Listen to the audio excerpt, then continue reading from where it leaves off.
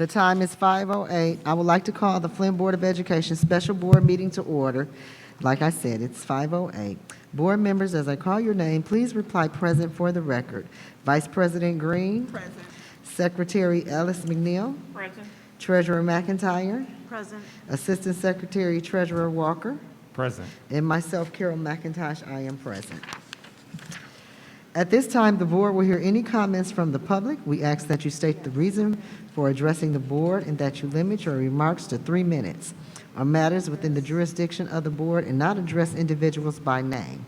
The presiding officers of the board shall have the right to limit the number of persons who may address the board on the same subjects. Members of the public are reminded that the board, by its bylaws 1370, is not under obligation to answer questions, make comments, or statements in response to issues raised by the public. In general, such issues will be referred to the superintendent for investigation, study, or recommendation. Is there anyone here from the public who wishes to address the board? Seeing we have none, thank you. At this time, I seek a motion and a second to go into closed session to consult with legal counsel regarding legal opinion regarding negotiations. So moved. Second. Right. Okay, it has been regarding, should I make that public? Regarding, what did you say? Oh, we don't need public report? No? Okay. Okay. It has been properly moved and seconded that we meet in closed session by board members. When I call upon your name, please say yes or no to go into closed session. Danielle Green. Yes. Laura McIntyre. Yes. Adrian Walker. Yes. Joyce McNeil. Yes. And myself, Carol McIntosh, is a yes. 5, the vote carries to go into closed session. Board members, we are now in closed session. We will meet in the room right behind us. Public members, we will return here following our closed session. Thank you.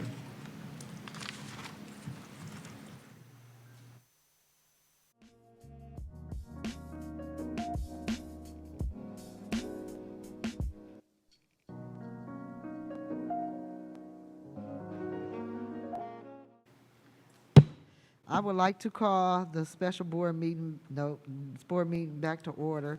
The time is 5:49. I seek a motion and a second to approve action item number 1.7, ratification of the UTF. Should I be done? It seems like I'm missing something. Ratification, but it seems like I should have roll called back in or something, no? No, we do that when we're virtual. Oh, okay. I seek a motion and a second to approve action item number 1.7, ratification of the UTF collective bargaining agreement between the school district of the city of Flint and the United Teachers of Flint with the notation. That's their article that they'll agree upon afterwards, but you can note that. Okay, with special notations to Article 10, page 18 of 53, H and J, Articles F, 6, as well as 9150, school visitors policy, school visitors board policy, and 3362, which is the Neola policy that we will confirm. So moved. Second. It has been moved and properly seconded. Is there any discussion? Seeing there is no discussion, as I call your name, board members, please signify yes or no to accept. Those in favor signify by saying yes. Yes. Yes. Yes. Those opposed say no. Motion passes 5 yes. Seeing no further action, this meeting is adjourned. There will be a special meeting for board candidate interviews starting at 6 p.m. for those interested in staying. I would like to call the Flint Board of Education Special Board Meeting to order. The time is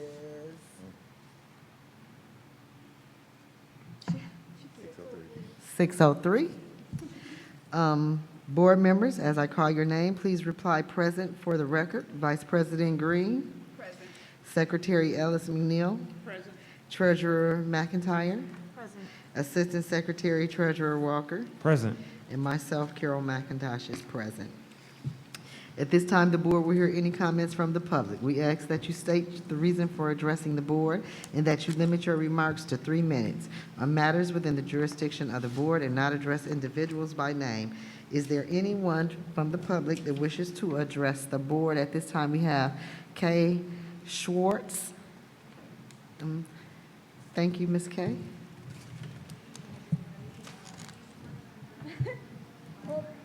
And I am, I'm sorry? Oh, just a little bit up. Okay. Kay Schwartz, Director of the Flint Public Library. Good evening, everybody. And I'm here just as a resource this evening. If you do have any questions about the library trustee position as you go through your deliberations, I would be happy to answer them. So thanks for doing this important work for us. Thank you so much. Is there anyone from the public that wishes to, anyone else from the public that wishes to address the board at this time? Thank you. The board received 12 applications for the 2 vacant seats. This is the process the board will follow to conduct interviews. There will be 2 rounds. In round 1, all 12 candidates will be asked 6 questions. Each board member will score each candidate on how well they answered a question by using a rating scale of 1 to 10. 1 is the least, 10 is excellent. Before conclusion, the candidate will be allowed to make one final statement. After all 12 candidates have been interviewed, the board will be asked to submit their totals to Ms. Elston. The top 4 candidates will be the highest overall totals for round 1. We'll continue on to round 2. In round 2, the top 4 candidates will be asked 6 additional questions being rated as previously stated. At the conclusion of the second round interviews, board members will total those scores and give them to Ms. Elston. The round 1 and round 2 totals will be added together, and the 2 candidates with the highest overall totals will be recommended to fill the vacant seats. Do all board members understand the process, and are we ready to begin? I have a question. Yes, So there's 2 board seats that are open. yes. Are they equal in terms of length? Okay. And if not, then what are we doing about? Good question. Very good question. Thank you, Lauren. They both, because you have actually now, yes, 3 vacant seats that will be filled. They must be immediately filled at the next election. So these seats will be for the term of September. In your packet, if you see, the resolution states September 29th until December 31st, 2022. So they will have to run, they'll serve until that term, they'll then have to run, so they'll be placed on the ballot for the 22 election. So I have a question. The All person 3 ta- of them? All. Oh, Yes, okay, so, yes. I just And wanted then that also includes, so that means you and Joyce will be the only 2. And then on other years, it'll be 5. so the person who the successor to Ms. Perry's seat doesn't complete her whole term? I don't believe so. I thought that's the way it used to be. It did, because that's what Miss Diana did. Whenever she took seat. But that was before I think the legislation changed. Oh, legislation changed that? Because I Yes. would like to see that, because we need to be sure on that, I because will confirm that. yeah. But I'm It's- with the she's saying understanding right that now they it's only 9/22. serve as an appointed position until they're elected. That was my understanding too, that they Okay, so had to can we, run at the next election. That was okay, my so until we get some clarity, can we agree that the top person, if one seat is longer seated than the other, can we agree that the top person takes that longest seated position, and the next person takes the shortest seat? And then that way, and that will be fair, and we won't have to keep revisiting the process. Okay, well, however it goes, we'll have that nipped in the bud. Okay, so we agree on that. So do we need to vote for that, or can we just, Nope, I'm gonna note that and we'll note it in the resolution. okay, and we are stating this before the contest begins, so it won't, so it won't be any misunderstandings before any questions or any candidates are visually looked at. We clarified that, so we won't have any issues on the back end. Ms. Laura? So I understand that we're using a scale from 1 to 10. But what are the values of 1, 2, 3, 4, 5? How are we using that as a gauge to determine the suitability of an answer? There's no criteria. You as a board have to determine that.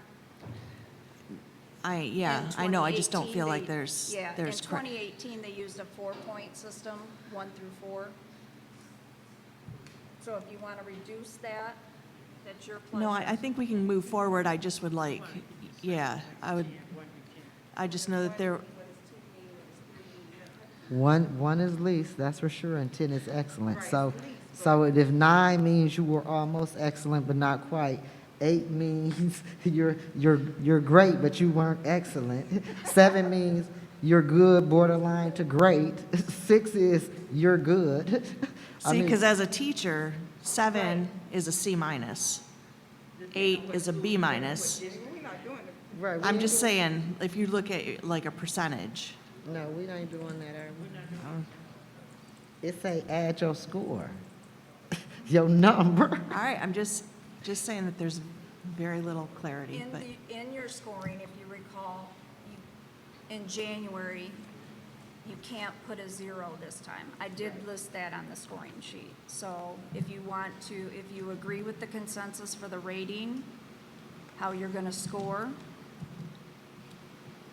I'll let you guys decide. And I would also like to clarify, Adrian, when I asked if we could do a 0, it was in an inopportune moment, and it seemed as if I was casting aspersions. I'm just saying. That's why I wanted clarity on the score. All right, at this time, we are going to receive our candidates so that we can begin our scoring process. Do all board members understand the process, and are we ready to begin? Yes, I do. Ms. Elston, please get our first candidate. Ms. Laura, please use fingers and toes to assist her. No, I'm kidding, Laura. I'm kidding. I just have never had such lack of clarity with scores, that's all. But if you're good with, I mean, I understand what you. I got slammed for my scoring system, and what I'm trying to point out is that this is all the instruction that we have. You give a 1 to 10, and that there's not, thank you. As an educator, it's like, where's the damn rubric? You're not the only Excuse me, educator, pardon you my have French. different ideas and concepts. But anyway, All right. There's no rubric. All right.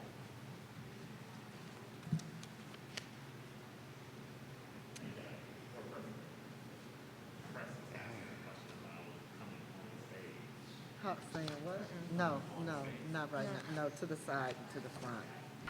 No.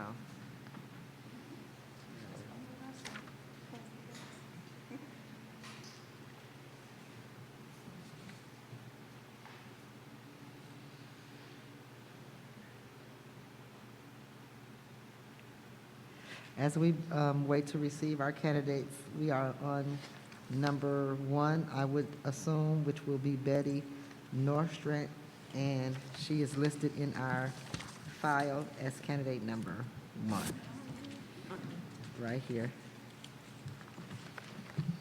So, as we wait to receive her, you can look over her information and her, you got it, Danny?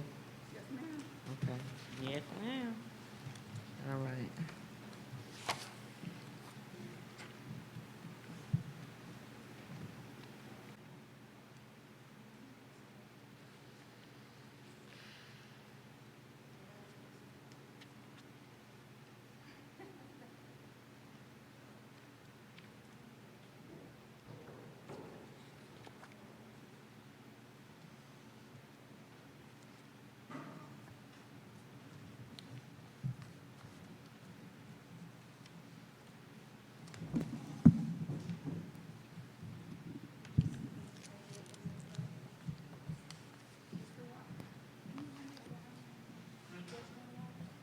Oh, I'm fine. A water.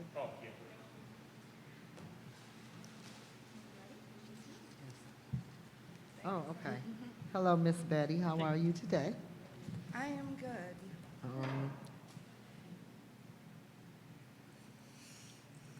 Do you have any questions before we begin, ma'am? No, I do not. Okay. I will be asking question number 1 to begin. And my question is, would you please describe anything in your background that would affect you from qualifying to serve on the Flint School Board or interact with students? There's nothing. Okay. Thank you. Ms. Green? Question number 2. What do you see as the role of a school board member? The school board member is responsible for overseeing the administration. They are responsible for making decisions on education as well as finance for the school district. They are the ones who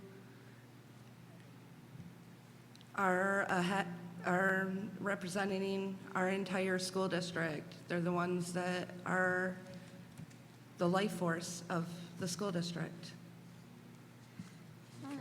They're the parents, basically. Okay, thank you. Thank you. Mr. Walker? At times, you may be caught between legitimately opposing point of views. There may be a difference between your personal point of view and the policy or law that you're required to uphold as a board trustee. How would you handle this? Policy and law always went out. You have to go for policy and law first.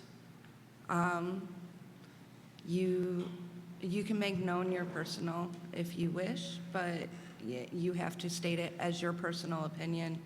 But your opinion is the same as the board and the laws that govern the board and the policies that govern the board.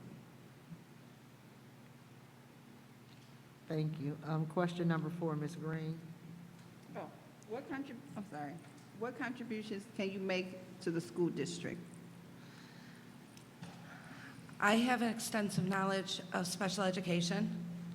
I also have extensive knowledge of a lot of the finances here lately due to working on the mandatory plan and working things out such as, how the mandatory plan is going to work and so forth, being on the PAC, the GISD PAC. So I have quite a bit of experience in that. I'm also a parent of 5 special needs students in the school district right now. And no matter what, I won't pull them out because I don't just want to help my kids. I want to help all the kids. All the children of Flint need help right now. Not just mine, not just other people. They all need help. They all need better schools. They all need better education. They need better opportunities. Opportunities that other school districts have had because they've had the income. And now that we have the income, we need to give these opportunities back so that the people who have taken our kids out of the school district will bring them back because we have the same opportunities and they want them back here where they went to school. Thank you. Question number 5, Ms. McIntyre? What is your understanding of the racial history of the Flint Community Schools and its continuing legacy today? My understanding is it was a very integrated school district for a long time. And it was a very good school district. And that there has always been racial inequalities, as there is in a lot of inner city schools, but Flint has had it worse than any of them. Flint has had the issues of our own state looking at us and saying that they're not going to help us because, the, you know, it's a bunch of poor colored people who don't need our help. And that's not the case. The case is it's a bunch of kids who need our help, not a race, not a color, not an income level. These are children. And that's what they should be looked at, not by race, not by anything else. Thank you. This concludes the first round of interviews. Would you like to make one final statement before you are excused? Question number 6. Oh, I'm sorry. Yeah. Oh, I'm sorry. Nope, not yet. Hold on, we have a question number 6. I didn't jump the gun. Number 5. And I'm on question number 6 to Ms. McNeil. Oh, okay. Okay, sorry about that, Miss Betty. You're all right. What are the challenges facing our school district? What? What are the challenges facing our school district? We have a lot of challenges. We have challenges with the buildings themselves. We have financial challenges. We have enrollment challenges. We have challenges of teacher retention and keeping the right teachers here and the right employees here. And there's a lot of things that need to change in the school district, a lot. Yes, ma'am, thank you. Thank you so much. Okay. Now, this concludes your interview. Would you like to make one final statement before you are excused, ma'am? Yes, I would. I would really love to work with all of you. I am currently the PAC representative, and I have been advised that I can continue that role also. And I would be happy to do so, because I believe both roles are important. I want to see a parent up here. I want to see somebody who, their kids go to these schools every day, a current parent. I know a lot of you have been parents of kids here in Flint or been, you know, in Flint schools yourselves. But right now, there's nobody who has a current child. You might have grandchildren, but it's not the same. When you walk into these schools and you see these babies, you know, with the issues that's happening, it really gives you a different perspective on what needs to be done and where we're at as a school district. And I want to work with all of you to make this school district 100% again.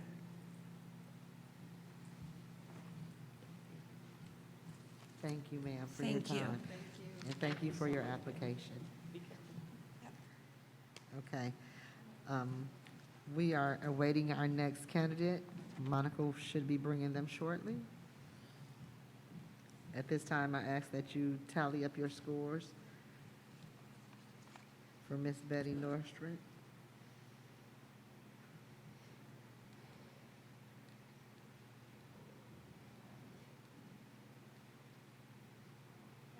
I think she was just saying we're time. Yeah, no, you're fine.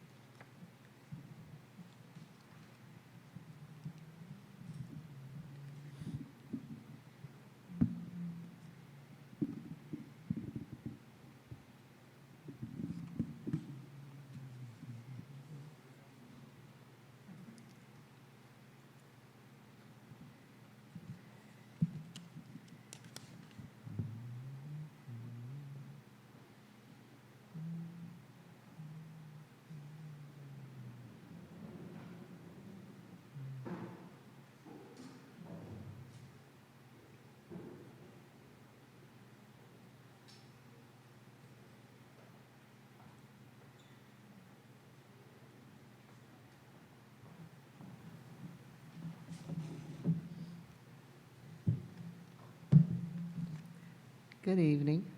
Good evening. Before us, we have Mr. Steve Elkins. Is that proper? I'm sorry? Steve Elkins? Yes. Okay. At this time, we are going to start our process, our second round. Our first round for Mr. Steve Elkins, with our second candidate. And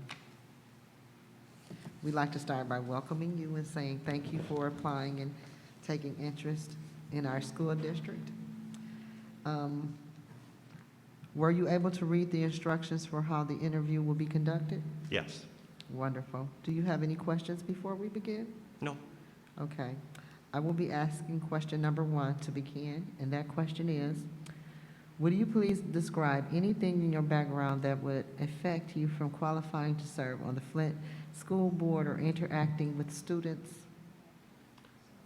I wouldn't say there's anything of any concern. Thank you. Ms. Green?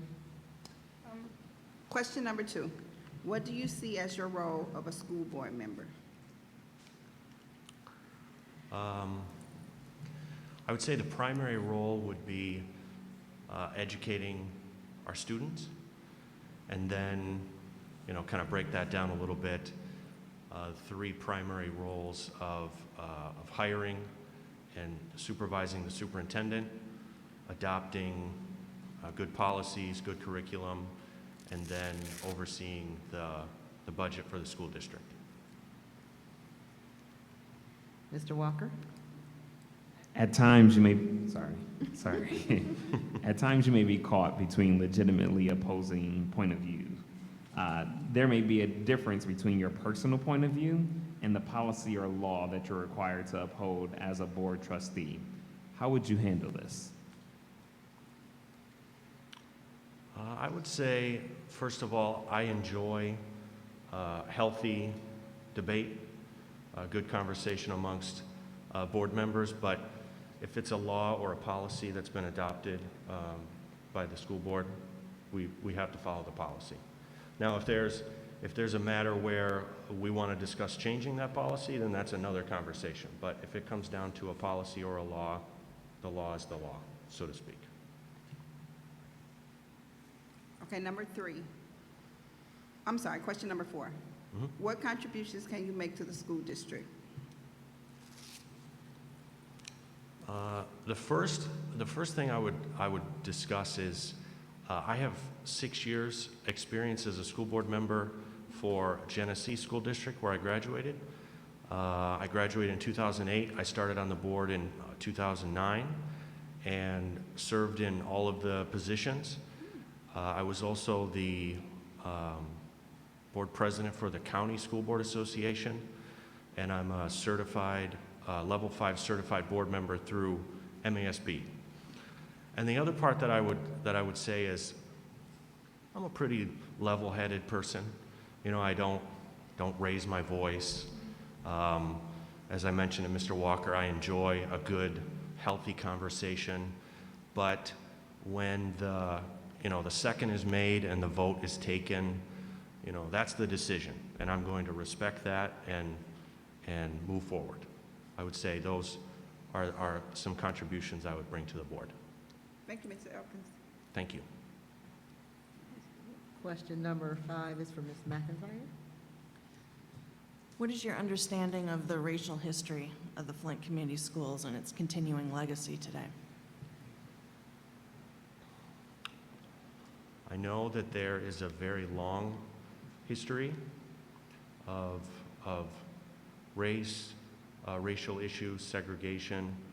I recently watched a webinar that was facilitated by Sloan. There were a couple of individuals from Sloan that were talking about, as an example, when GM was growing in the community, their housing policies towards African Americans, the I-475, the whole construction project, what that did to home ownership for African Americans. And I know that there's still significant issues here in Flint, trust. I would say the history is long, and it's something that has to be taken into consideration with any of our conversations, decisions for the school district. Thank you. And the last question is for Dr. Joyce Ellis-Mino. Hey, good afternoon. Hi. What are the challenges facing our school district?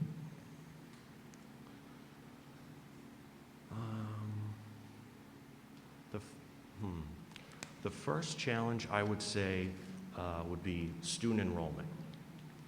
The numbers, they're just not going in the right direction. The second, I would say, and kind of tied to that, is the budget, being able to maintain a balanced budget and a healthy fund balance. We need a good savings account for those other rainy days. And a third, I would say, would be building maintenance, renovations, providing that top quality educational environment for our students. Thank you very much. Thank you. Before you leave, do you have any final statements that you would like to share with the board? I don't think so. Thank you for the opportunity to interview. Awesome. Thank you for your time. Thank you. Yes.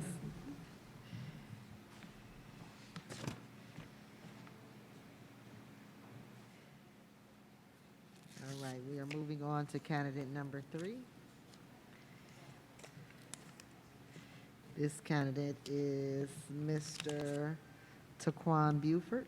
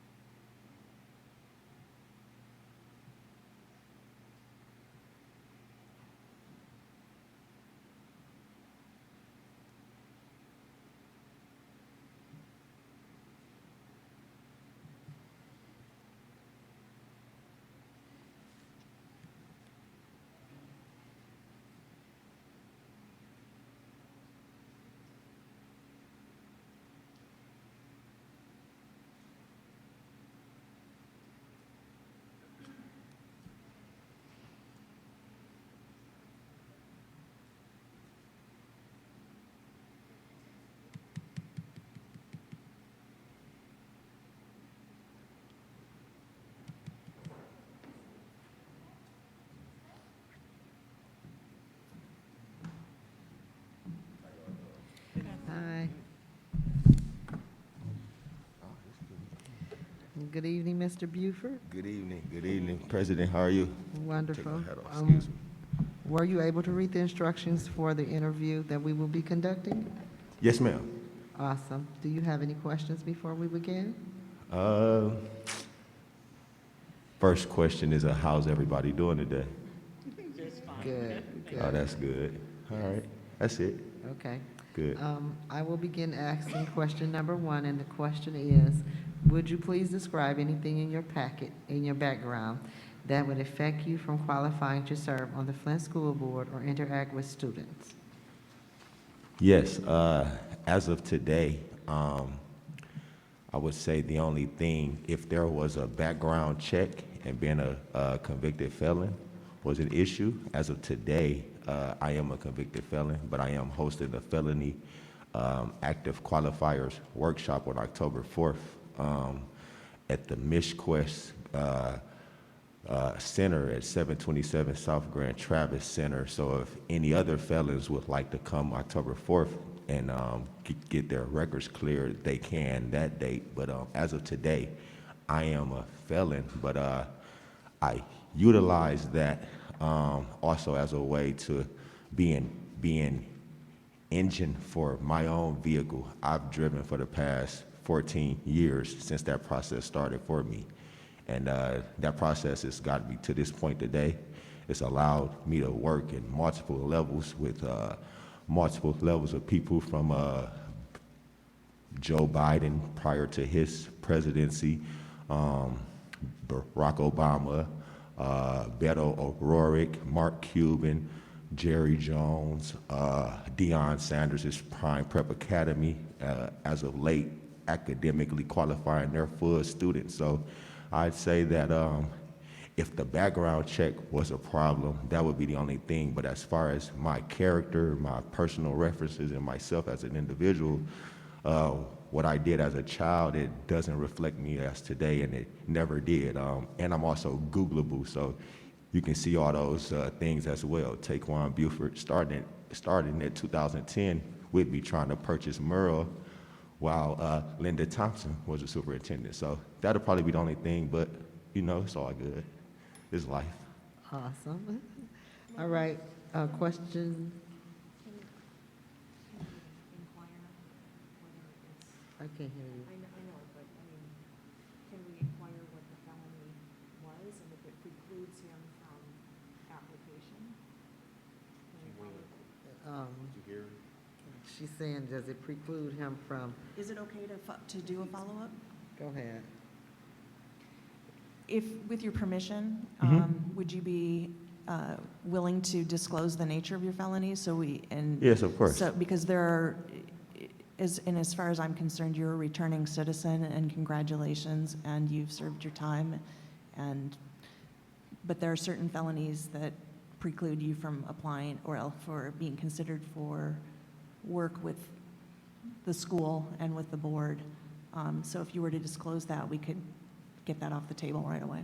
Okay, so I can disclose that and say it was larceny in the building, 2010 at Saginaw Valley State University. I put the prank on one of my teammates. I was playing football, they were playing baseball. We were across the dorm from each other, the dorm, and they stole, I wouldn't say they stole, but they took my shoes from my locker and they put them across the campus. So I decided to go into their dorm and grab some things from their dorm as well and put on campus. But I was on camera doing that, and that offense looked like larceny in the building. And then my lack of responsibility and accountability at the time, I didn't tell my grandparents. So I decided to take that on my own, and I did take a public offender, and I did take a plea deal. So if I would have probably been responsible and told my grandparents before that, I probably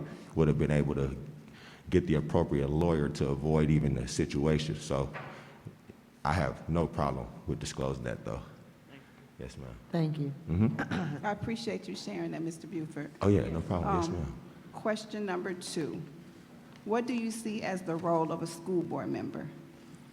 For me, I see the role of a school board member as a representative of whatever that student body is and the interests of the student body and the parents and the community, to be able to go into a space to speak with the city council, speak with the acting mayoral administrations, and be able to create a lane of success across the board and represent the school system in the best way possible, so that when we're speaking in the other branches of offices, we have members that understand each other and understand what the community needs. So I feel like that's an ideal school board member. Thank you, sir. Okay, the next question is for Board Member Walker. Good evening. Good evening. At times, you may be caught between legitimately opposing points of view. There may be a difference between your personal point of view and the policy or law that you're required to uphold as a board trustee. How would you handle this?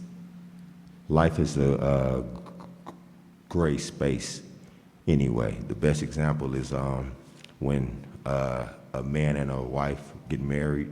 That's a piece of paper that binds them. But in mental theory, you can make any decision that you decide to. That binding law or that paper doesn't actually say that you'll be faithful or committed to that person.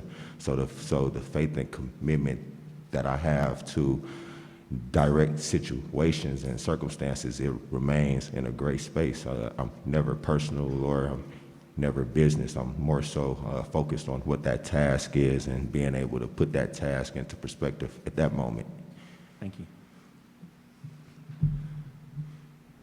Question number 4. What contributions can you make to the school district?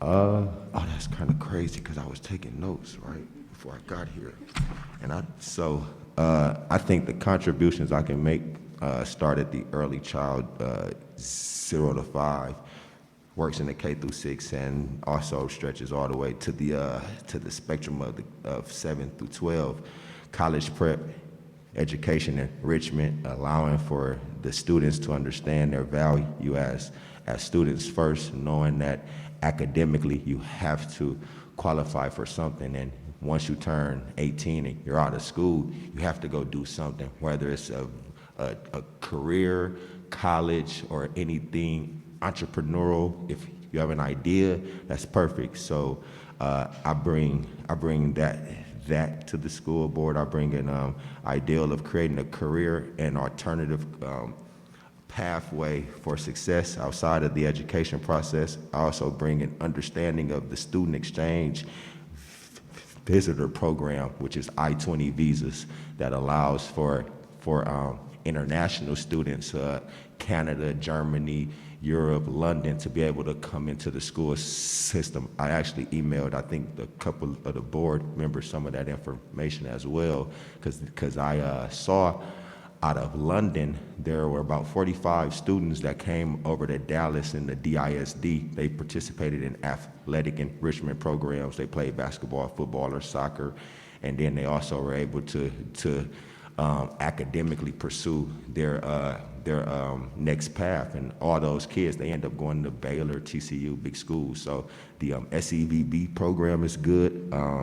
Also the college readiness aspect of knowing partnerships with colleges and a way to actually partner your school with the college.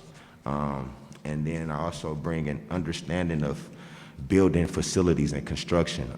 I've met with a few board members, and I'm sure they've saw my emails I pull out, or my architectural documents that show a successful construction plan with summaries of materials from a formidable construction company. And I thank Fort Construction out of Texas for even giving that access to me, because they have gave me documentations of successful facilities as far as high schools, stadiums, across the board. And then lastly, I bring a understanding of programs. My program, Leaders Are Believers, started in 2012 at the High School Youth Center. Within that program, I developed about 100 to 200 different ways to interact with the child throughout a year, whether that was on site or off site. So I'd love to send that message to you all as well, because the program, it falls into multiple levels of academic, after school, magnet,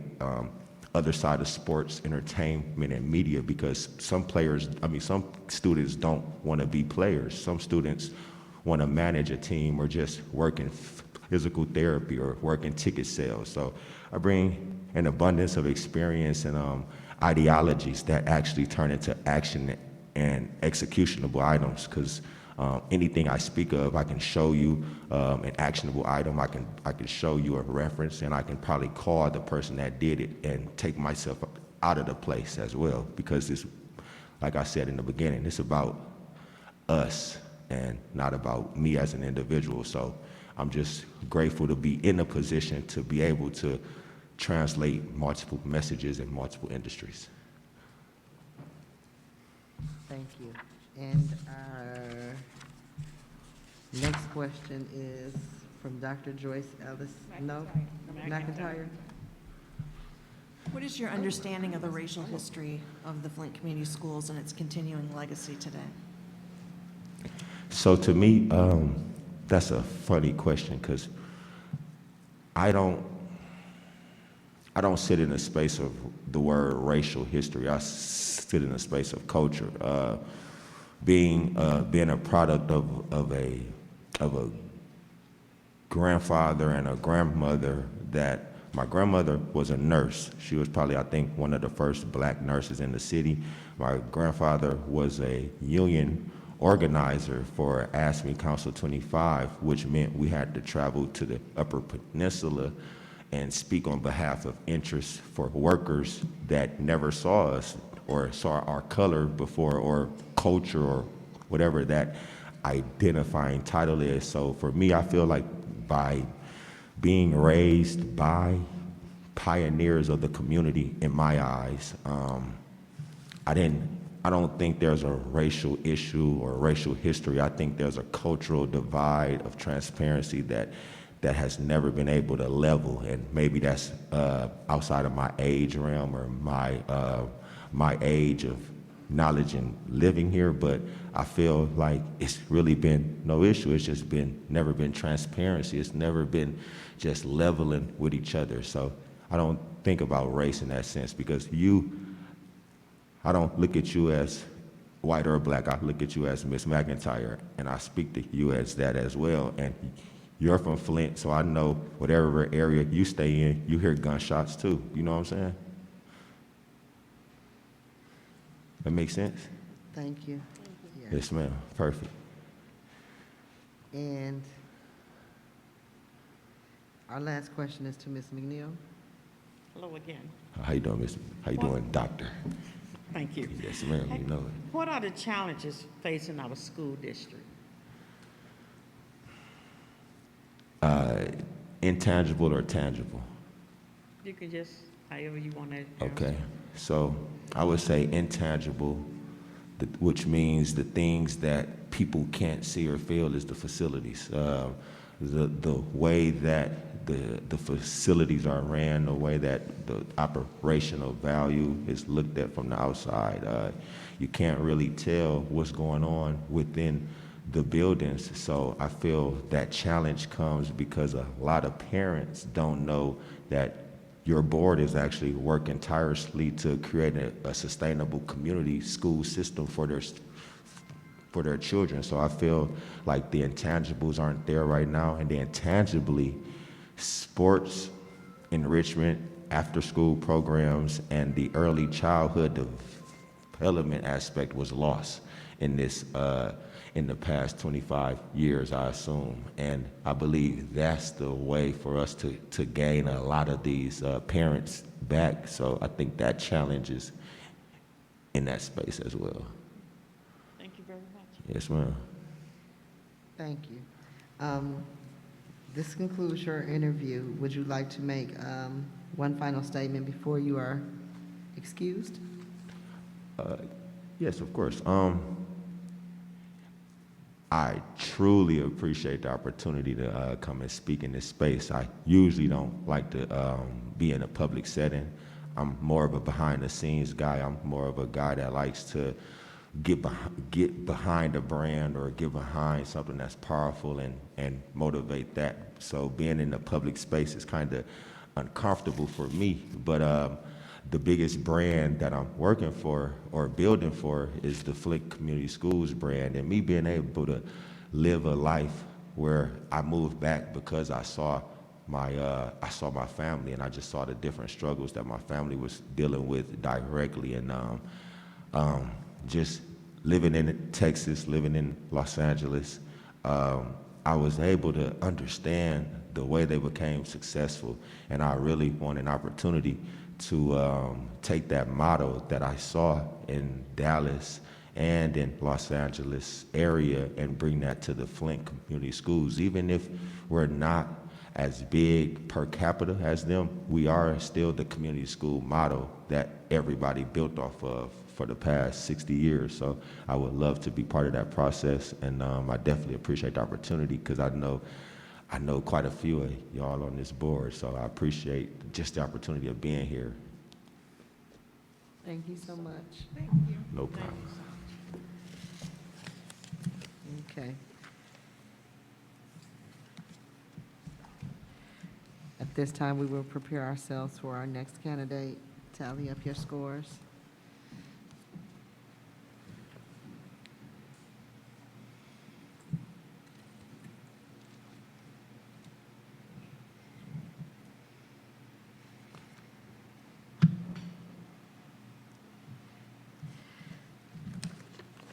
Our next candidate is Dalen Luna. And that will be candidate number 4.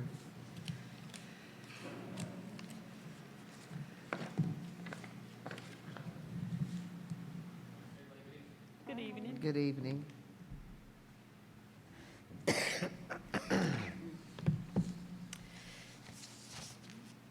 Dylan or Dalen? Dylan. Dylan, Yes, okay. ma'am. I'm sorry, I messed that up. I should have Right. had that way. Luna. Dylan, Dylan. It's Is all it fine. Luna? Luna, yes, ma'am. Luna, okay. Madam President, Welcome and thank you. Yes, sir. just before we get started, I wanted to make a comment as it relates to our next candidate in the spirit of full transparency that me and Mr. Luna are colleagues at our work, but in conversation, I'm understanding that that doesn't preclude me from scoring him during this process. So I just wanted to put that out there. Thank you so much Yep. for being upfront with us, Mr. Walker. We appreciate it. Mr. Luna, I'm going to, first of all, do you have any questions for us before we begin? Not at this point, Ms. McIntosh. Were you able to read the instructions for how the interviewing process would be conducted? Yes, I was. Okay, and you said you have no questions, right? Not at this moment. Okay. I will begin by asking you question number 1, which is, would you please describe anything in your background that would affect you from qualifying to serve on the Flint School Board or interacting with students? I don't believe so. Possibly my work schedule, I work 9 to 5, but I have flexibility with that when it comes to my role. Okay, And I put that in my application. thank you. You're welcome. Number 2, Ms. Green? I'm sorry. You're okay. No. Question number 2. What do you see as the role of a school board member? Thank you for your question. Oops, sorry. Larger than I thought it was.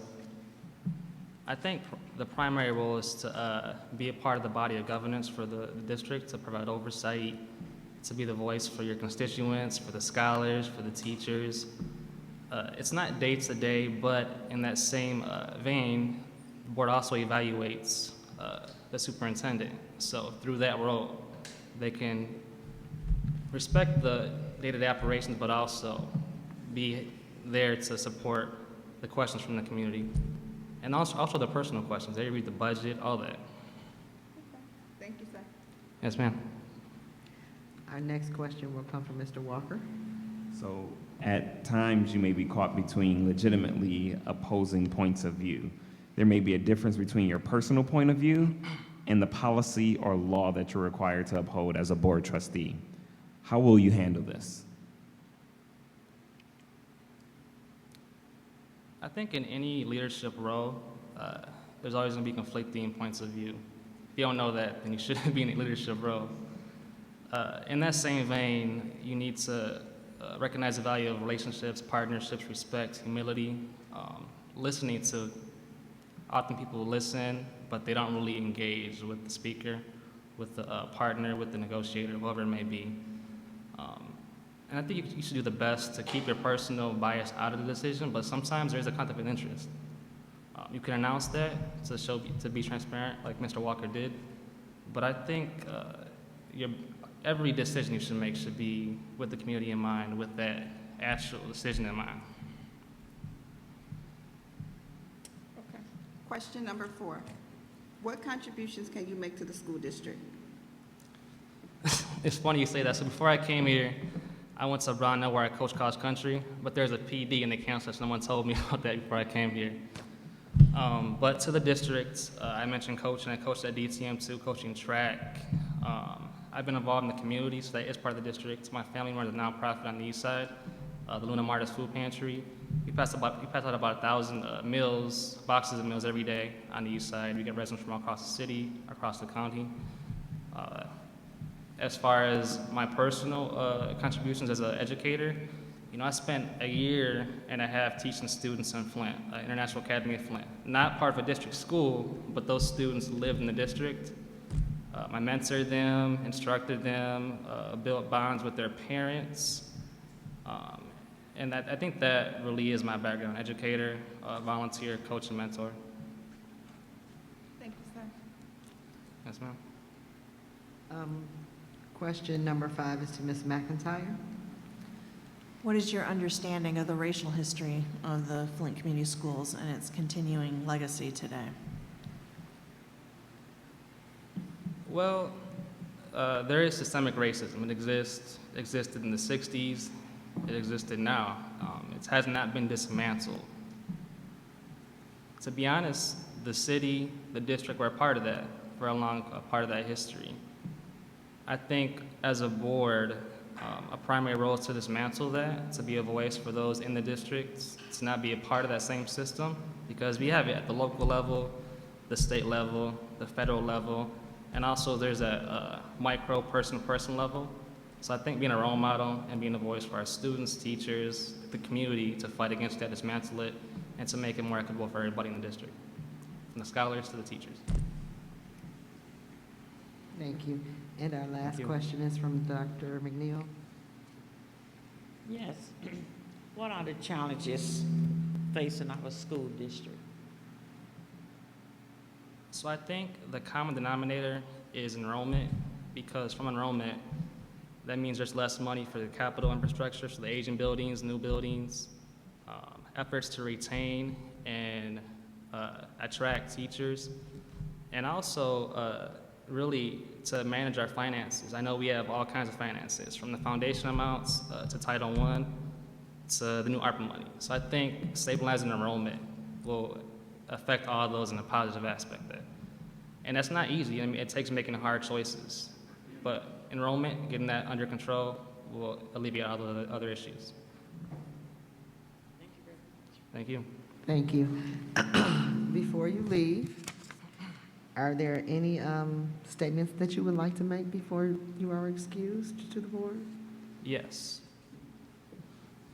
I'll say that I think my personal experience first, so I grew up in Flint, attended Johnson first, then Washington Elementary.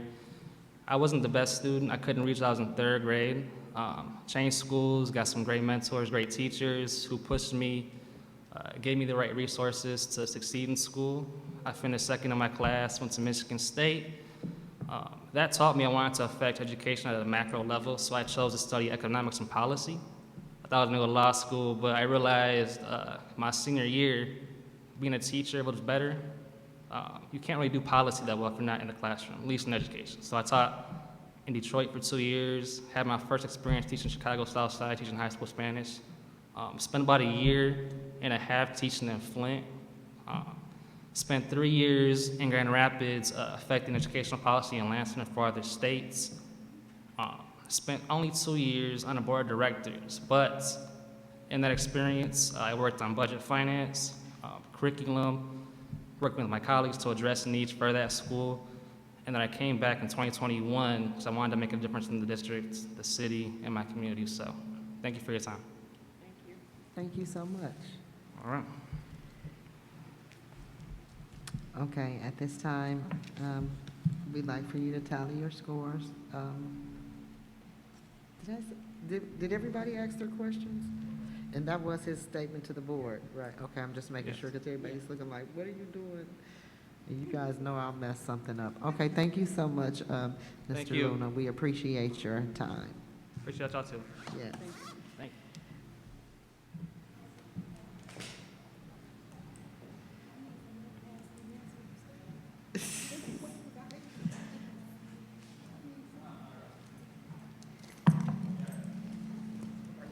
Yes, ma'am.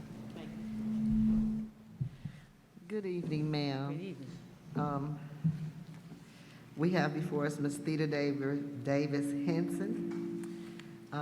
Were you able to read the instructions for how the interview would be conducted, ma'am? Yes. Thank you. Do you have any questions before we begin? No, I don't have any questions, no. Okay. I will begin by asking you question number 1. Would you please describe anything in your background that would affect you from qualifying to serve on the Flint School Board or interact with the students? No, I don't have anything in my background that would affect me from working with the students. Thank you. Question number 2, Ms. Green. Sorry. Lord, how you doing? All right. Okay, what do you see as the role of a school board member? School board member is to review the policies, to review the budget process, to see the policy and procedure of the board, the school, to make decisions on different occurrences that happen within the community. Thank you. Question number 3, Mr. Walker. Good evening. Good evening. At times, you may be caught between legitimately opposing points of view. There may be a difference between your personal point of view and the policy or law that you're required to uphold as a board trustee. How would you handle this? Could you repeat that question, please? Yes, ma'am. Okay. At times, you may be caught between legitimately opposing points of view. There may be a difference between your personal point of view and the policy or law that you're required to uphold as a board trustee. How would you handle this? I would go with whatever the law and the policy of the board, than rather my personal opinion, because what I might be thinking is not what might not be in agreement with what the board policy and procedures are. So I would uphold the law at all times when making my decisions. Question number 4. What contributions can you make to the school district? I previously worked I was an accountant, and I previously worked at Flint Genesee Job Corps, where I actually mentor students, plus I was the financial officer there. And when the students would come on site, the new arrivals, all the management team went in and greeted them, and we talked to them what we expected of them. And then I was assigned a student to mentor through in the procedure.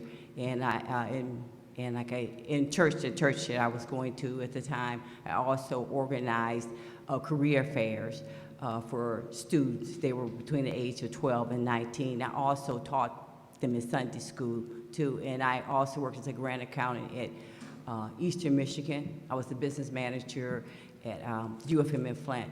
And so I'm retired now. Okay, thank you so much. Thank you.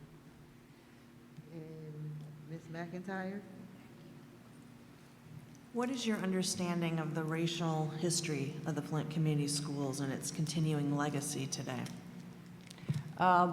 There is some turbulence as far as the racial history, as far as the students haven't been provided everything they need to succeed in school, as far as division between the between racial issues in the school system.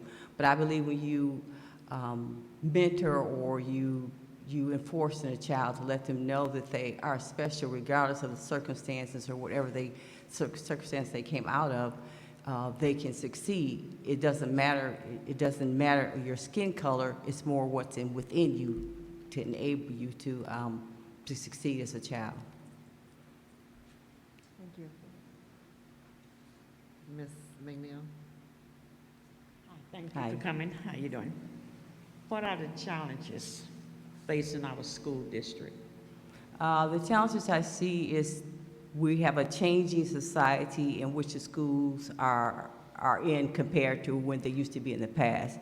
You have the pandemic going on and the virus going on, and then you have the lead poison. And I feel that they have really affected the kids in their the brain and the process of them thinking the way they should. So I think there's more of a need and more of a problem. We need to address the pandemic and the water crisis, the lead poisoning to the students, because they, as we all know, that the enrollment is down, and so we have to handle that situation differently than we in the past, because we're dealing with a different group of type of students.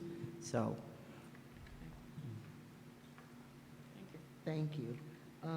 Do you have any questions for our board or any statements that you'd like to make before you're excused? the only statement I do only have is that I did have a son that graduated from the Flint school system, which 4 years ago. So I'm kind of familiar with what type of problems that are going on in the school system totally as far as educating the kids.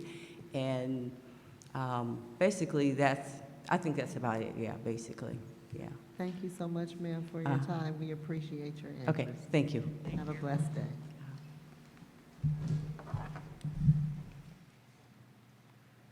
All right, and we will tally up while we await our next candidate, who is candidate number 6, Mr. Allen Gilbert.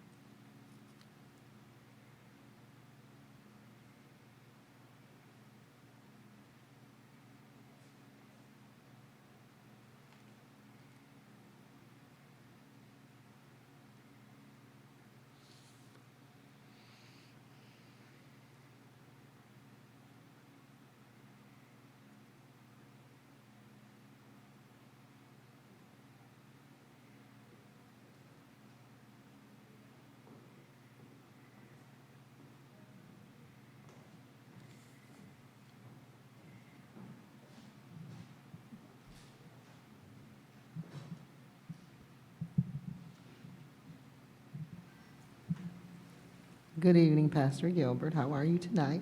I'm doing wonderful. Good evening to you, President McIntosh. Yes. Were you able to read the instructions for how the interview will be conducted? Yes, I did. I was able to read it. Okay. Do you have any questions before we begin? I have none. Okay, I'd just like to disclose before we start interviewing Pastor Gilbert that he and I also sit on the Ethics and Accountability Board for the Ombudsman's Office for the City of Flint. I don't think that excludes me from being able to tally Pastor Gilbert, but I did want to be in full disclosure of that. So as we proceed, I will begin to ask you the first question, Pastor Gilbert. And that question is, would you please describe anything in your background that would affect you from qualifying to serve on the Flint School Board or interact with students at this time? Well, I'd have to start about 50 years ago Okay. in Kentucky, and all of those skeletons are buried, and nobody can get to them. You know why? Because I'm not what I was then. I'm a different man, a different human being right now. Okay. I've done a lot of things in my life that I'm ashamed of, but nothing ever did I receive any type of criminal charges, any legal proceedings at all. But that does not mean that I wasn't guilty. That just means that the grace of God blessed me. That's all that means. Thank you so much. Question number 2, Ms. Green. How you doing, Pastor? How are you, Good. Sister Danielle? Okay, what do you see as a role of a school board member? Well, the main thing for a school board member is to remember that they are there on the behalf of others. They have other people's lives in their hands, in particular the children. My baby granddaughter is 9 months old. I have a granddaughter that's 23, I think. So I have no children in the Flint school system, none.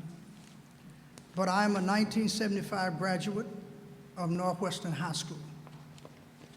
And when I first come to this city, the schools was everything. But that was 47 years ago, this past July. And so the school board should always do all that they can against all enemies foreign and domestic, on the behalf of the children. The parents, the teachers, and the administrators. That's a lot of heavy lifting, but that should be the focus. It will not be easy, but the citizens of Flint and the children in particular, they deserve this. And whatever I can do, whether I'm part of this wonderful board or not, I'll be present to voice my disposition. Thank you, Pastor Gilbert. Question number 3, Mr. Walker. Good evening, Pastor. How are you, Brother Walker? I'm doing good, doing good. At times, you may be caught between legitimately opposing points of view. There may be a difference between your personal point of view and the policy or law that you're required to uphold as a board trustee. How would you handle this? Well, first of all, the oath that I take, if there's an oath, that's the first thing. The second thing is, as I've said and I repeat it, is the children. And of course, the consideration of my colleagues that I work with.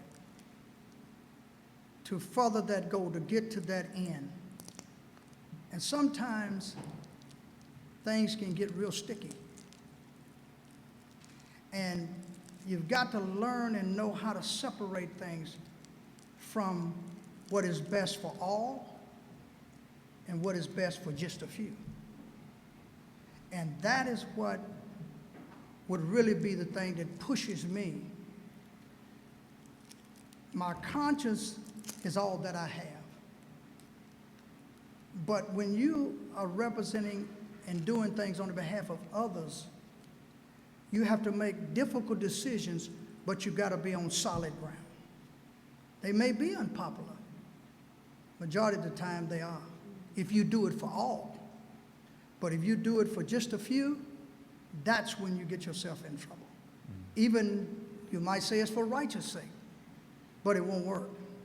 Because sooner or later it'll catch up to you. So my position is on the behalf of the children, because I don't have any children in the Flint school system. So what would be my decision? What would be my parameter? My parameter would be that the legacy that I leave, that Brother Gilbert did the best he could with what he had, and he wasn't willing to retreat. Oftentimes that's our problem. We retreat too soon. So that would be where I would go. Thank you, thank you. Question number 4, Ms. Green. What contributions can you make to the school district? I believe I can bring to the school district and the board a commitment to deal with financial issues, because that's where my mindset is. And also the leadership. I think that this board is certainly well able already to take the school district in the right direction, with or without me. But when I look at it and see the hard work that you all have done and are doing, I said, what can I do to help? And that's where I'm at. What can I do to help? The other thing is, how do you plug a ship that's got water coming into it, so to speak? Well, the first thing you have to do, you got to find out how the water's getting in. And if you can do that, it's a great possibility that you can get the water out of the ship. So I believe that I would be able to pinpoint and zero in and focus on things that are critical, because everything that's happening in our city and around and concerning the children should not be focused on. You should focus on the things that are going to enhance their lives and build their lives long after we're gone off the scene. That would be where my focus would be. And I would have to work with the board. You would have to work with me. And one of the things is I love people. That's just what I am and who I am. And I don't apologize for that. I think that's a good thing.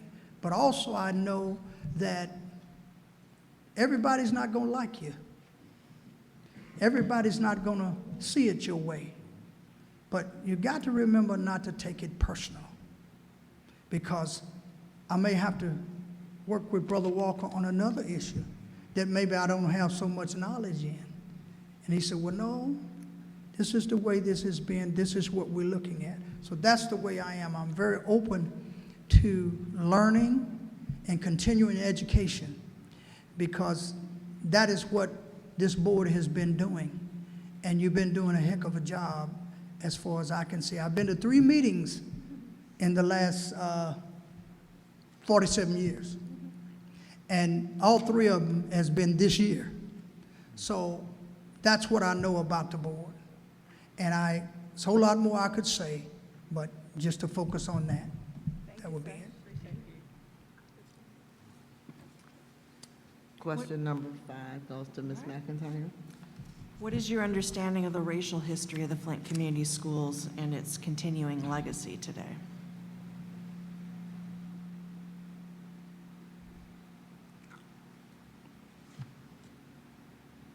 For 47 years that I've been here, I came from a little town on the Ohio River in the state of Kentucky called Owensboro, Kentucky. I was just a country boy when I got here, and I still got a lot of it in me. Is that when you see all of these financial and money and everything, over the years, I watched it, but I was busy working for General Motors, taking care of my family, and made sure they came to Scott School. Every one of my kids came through this school right here. And they had the most wonderful teachers, principals. Got to know quite a few of them. And when I didn't like something, I'd go right to them and tell them just what I thought. They didn't pay too much attention to me, but they always knew I was coming. They always knew that I cared. And over time, I saw the systems at work in the state, in the city, on the board, that were cutting our children off at the pass through racial disparities, money, that they didn't have tissue at Southwestern. I still remember that. They didn't have, stuff was falling in over there to Northwestern. The doors wouldn't lock or something. And I said, so where's the money going? Who's got the money? And I knew that if you follow the money, you'll get the one that's had their hand in the cookie jar too long. Shouldn't have had it in there in the first place. So the racism started because of greed. That's how it started in this city for the children. And then we had a system of board members and administrators that the good old boy system was in place. I watched it, but I was too busy making money, taking care of my family. See? That does not mean that I wasn't responsible, because I was. Because I paid their salary through my taxes. I did. And this is what has caused the system to be where it is today. And this board has so much heavy lifting that it's got to do on the behalf of the children. And no matter what you do, the fact that you separate the money from what those decisions were made, you can't do it. It was based upon the fact that this particular district would be engulfed and closed in, that the state might come in. Of course, I didn't know that as I looked at it. So the racism started all that time, people signing invoices and doing things that was wrong, and they should have been checked right on the spot. Because I remember as a little boy in Kentucky, I stole my great-grandmother's diamond ring and money out of her drawer.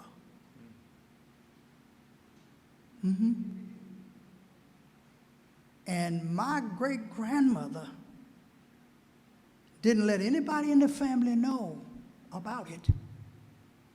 But she knew I took it. But she didn't tell the rest of the family. Some of us have had that experience before, but we're living in a day and time now that you cannot uphold people when they have done wrong. You cannot do it. It's got nothing to do with God or the church or anything like that. It has to do with what you were committed to do on the behalf of others. So the racism is so much bigger, and it's not just because of color, it's because of class and the disposition of how a particular person looks. The suit don't make the man makes the suit. It doesn't, the suit is just something to cover up. And what has happened is that the board has to be, they got to stand erect, and I'll shut it down. Dr. King said that if you don't bend your back, no man can ride it. So that's what the board has been doing. That's why the board has caught so much flack, because you've got so much heavy lifting to do and you won't bend your back. And that's what I like about it. That's why I wanted to be a part. Because I don't mind fighting. I'm kind of good at it. Okay, Well, thank you, Pastor Gilbert. Dr. Joyce, you did ask your question. Dr. Joyce, okay, it's on you. Okay, thank you so much. What are the challenges facing our school district? One of them is the financial part of it, is to keeping the books together, keeping things transparent, and don't allow that the board doesn't allow the circumstances and all the pushback to pull you over in the weeds, because it can easily happen. And sometimes I've learned that when you are dealing with critical issues, my grandma, you can't let your right hand know what your left hand's going to do. What do I mean by that? That means that it just should be among the board. You got to have a tight cohesiveness, even when you disagree. And that is one of the things that seem to have, for some reason or another, certainly I don't know and I don't want to know, it broke down in the last month or two for some reason. And that's why I'm here, and I'm glad I am. Is that the other thing is that you've got to be able to call it at that time that it happens. See, people say delay is not denial, but if you don't call it at that time, what it does, it makes some individuals look vindictive. Makes it look like you got an axe to grind because you didn't move when you were supposed to. So that is one of the critical issues I think the board must do, is that when you see it, you got to get on it right away. And you got to do what you got to do. And most time it's very unpopular. Even with your own colleagues, it can be unpopular. But don't take it personal. And that's where I think that I would really be a part that where I could work through that and get that done, that the board can be solid. The city of Flint got some of the most intelligent, smart people around anywhere. But the thing is that you got to know how to work with people, because don't no one person know it all. See?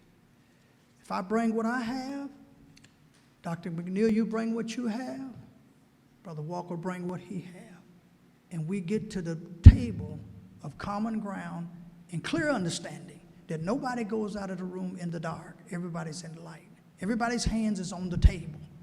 That's what will make our city and our children, because they're looking to you. They're looking to us.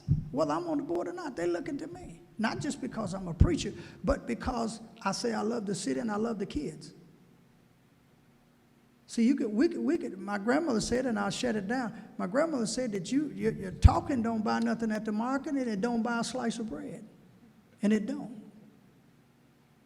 So we have to act when things come before us.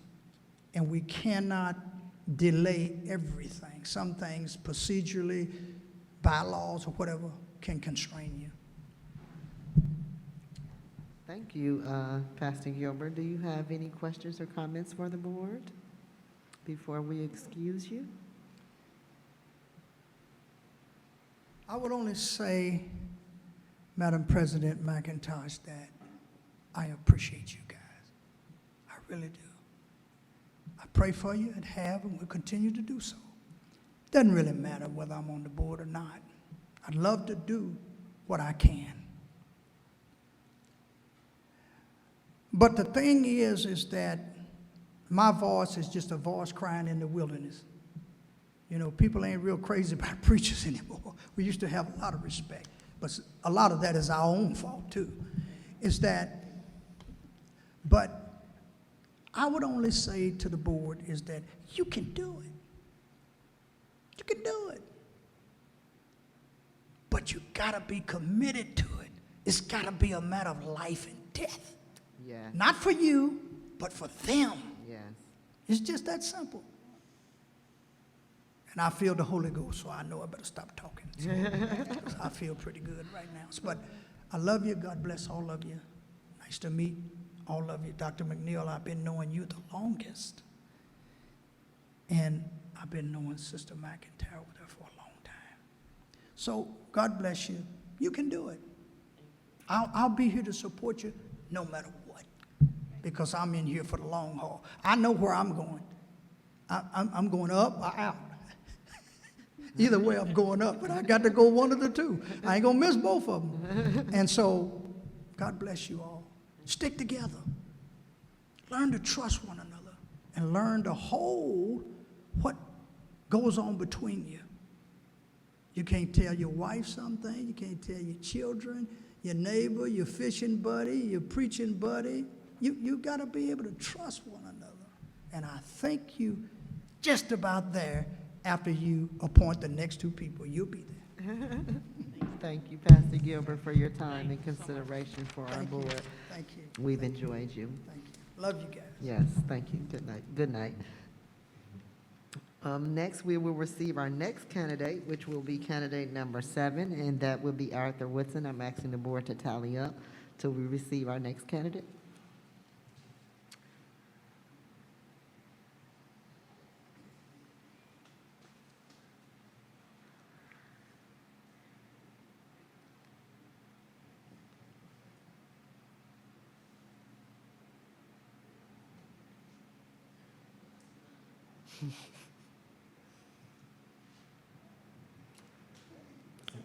Hello, Mr. Woodson. How are you?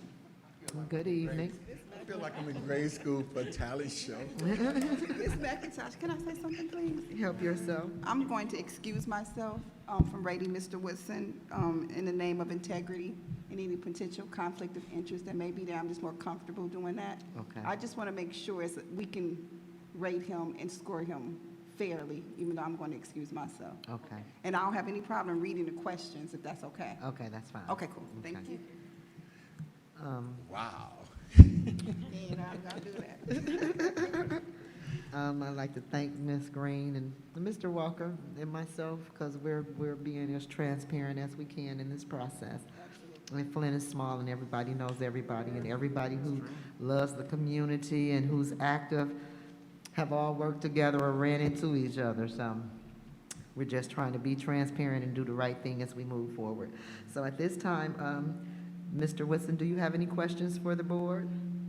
No questions, but I appreciate you all giving me and affording me the opportunity to come before you all. There's been some great candidates here, and I appreciate them. And like I said, I'm ready for your questions, and I know that you all are going to be fair. I thank Ms. Green for what she has done so that she can show the public and that the board is full of people with integrity and honesty and transparency. And that's why I love coming to your meetings, because I see a new day ahead of us with this board and the people that's here. And I hope the two that you do pick is the two that can come in and, you know, hit the ground running and be able to work along with you all. Thank you. Thank you. Mr. Woodson, were you able to read the instructions for how the interview will be conducted? Yes, ma'am. All righty, I will begin by asking the first question. Would you please describe anything in your background that would affect you from qualifying to serve on the Flint School Board or interact with students? I have nothing in my background that would affect me or affected students or anything like that. I am a disabled veteran, though. Let me give that disclaimer. PTSD. I have learned how to understand and handle my PTSD, being active, doing something that I enjoy, and that's working with the kids and making sure that they have what I had, and, you know, making sure that everything is fair. Thank you. Ms. Green? Question number 2. What do you see as the role of a school board member? The role of a school board member, man, I've been coming to y'all board meetings for so long. Right now, the role of the school board is like where we all fought together to make sure that the Act 18 formula was squared away from GISD. I believe that working with the superintendent to get the early childhood school back, preschool and all that back, after school affairs, trying to figure out how do you get that back. It's a lot of different things that the board can work together with each other and the administration. We still need to get center-based dollars back. So it's a lot of different things. We haven't had a school built since 1976. That's something that the board and the superintendent can work on together. So it's all about working together and coming up with a plan to excel our students and, you know, make it better for them. We had that opportunity, so I think working, you know, with policies, creating policies that's great for the community and the district. As a board member, working with the community, letting the community know what's going on so that we wouldn't have them coming up in here screaming at us because they didn't know what was going on. So it's being transparent, honesty, and working together. Thank you, Mr. Woodson. Our next question will come from Mr. Walker. Good evening, Mr. Woodson. All right. So at times you may be caught between legitimately opposing points of view. There may be a difference between your personal point of view and the policy or law that you're required to uphold as a board trustee. How would you handle this? How would I handle it? I would handle it being that you have to remove yourself and operate under honesty and integrity. Just like I tell everybody, if my mother was put in a position and she wanted to be in the public arena, I would go after her if she was wrong. It's about being, you know, you are working for the public, so you have to accept the criticism, you have to accept everything that comes along with it. And when you making a decision, you're not making a decision based on your feelings or how you feel today or how you think things should be done. It should be based on what's best for the community and the students in the school district. Thank you. Thank you. Thank you, Mr. Woodson. Our next question will come from Ms. Green. What contributions can you make to the school district? I talk a lot, and I'm just joking. No, I mean, you know, seriously, I'm a researcher. I like to find new things. We lost 8,000 students in 2013, and they all went to Westwood Heights. How do we come up with a plan to get those students back to our school district?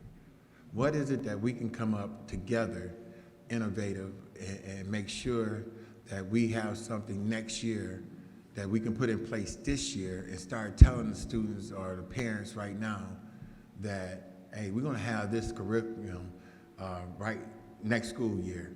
We're gonna have Voc School, Voc Ed.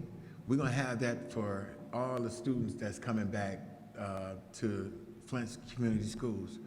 It's all of us working together, trying to come up with new things, new ideas, to make sure that we have something, you know, to bring our kids back so that we can be in a self-sustainable position, because they can give us all the money in the world, but if we don't have the students by next month during count day, we're not self-sustainable. We're gonna be in the same position we were in before. So we have to come up with new ideas and new ways of bringing the students back so that we can be self-sustainable, you know, from now until. Yes. Thank you.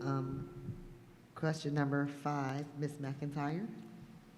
What is your understanding of the racial history of the Flint Community Schools and its continuing legacy today? The recent history or late, I mean? The racial history Oh, the racial history. of the Flint Community Schools and its continuing legacy today. Racial history, man. Ooh. All I can say is that I believe that the county and the power that be were trying to take our school district. If you look at it, June 5th, 2013, Larry Watkins signed over the special needs modification.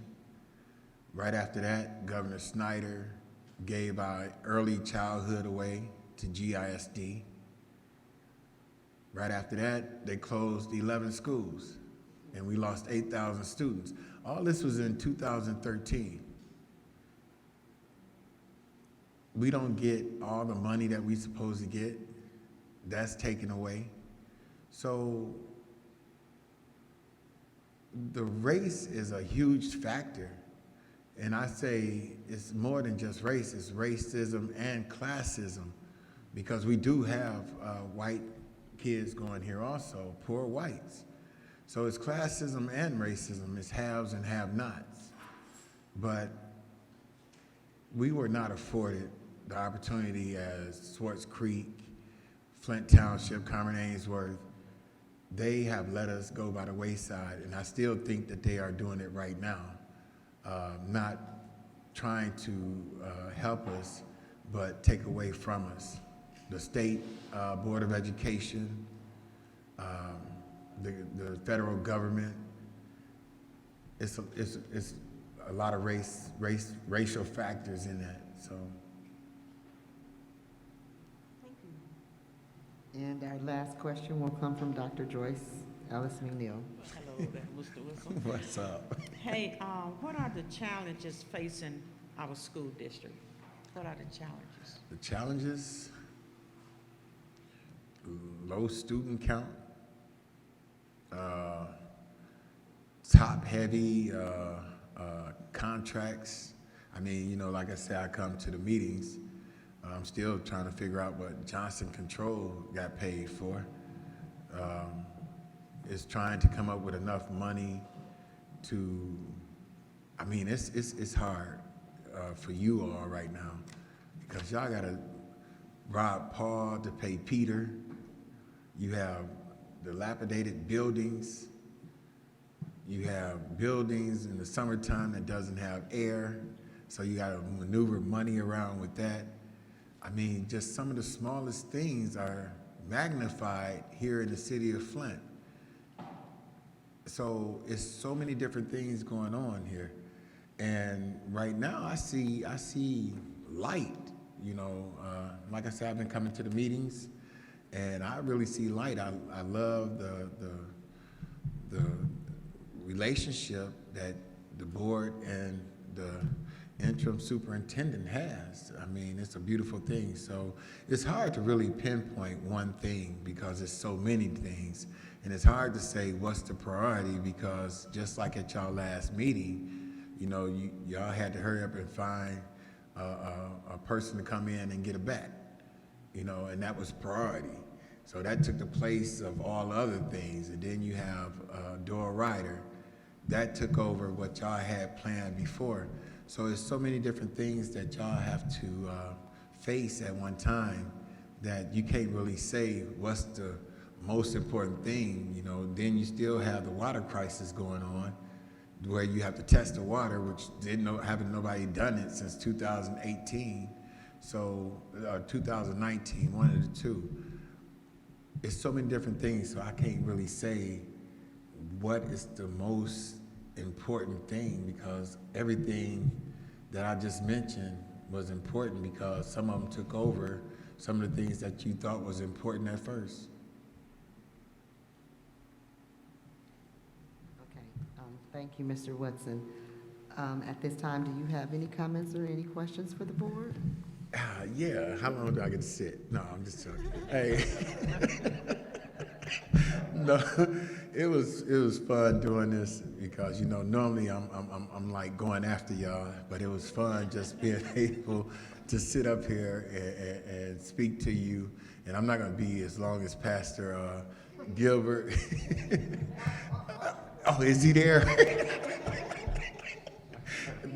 Like I say, I know everybody that was candidates that's here, except for 2 or 3 of them, and all of them are magnificent people, and I have a beautiful relationship with them. And anyone that you pick, would be a fine candidate for this position.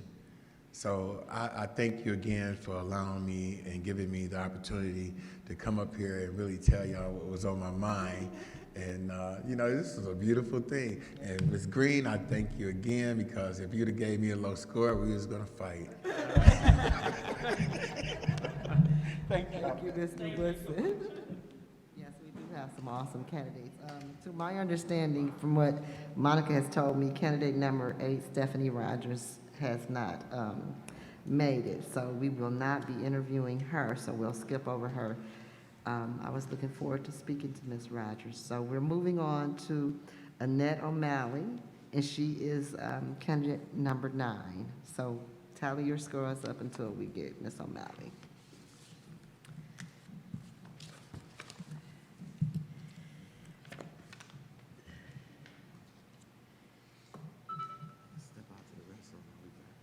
Okay.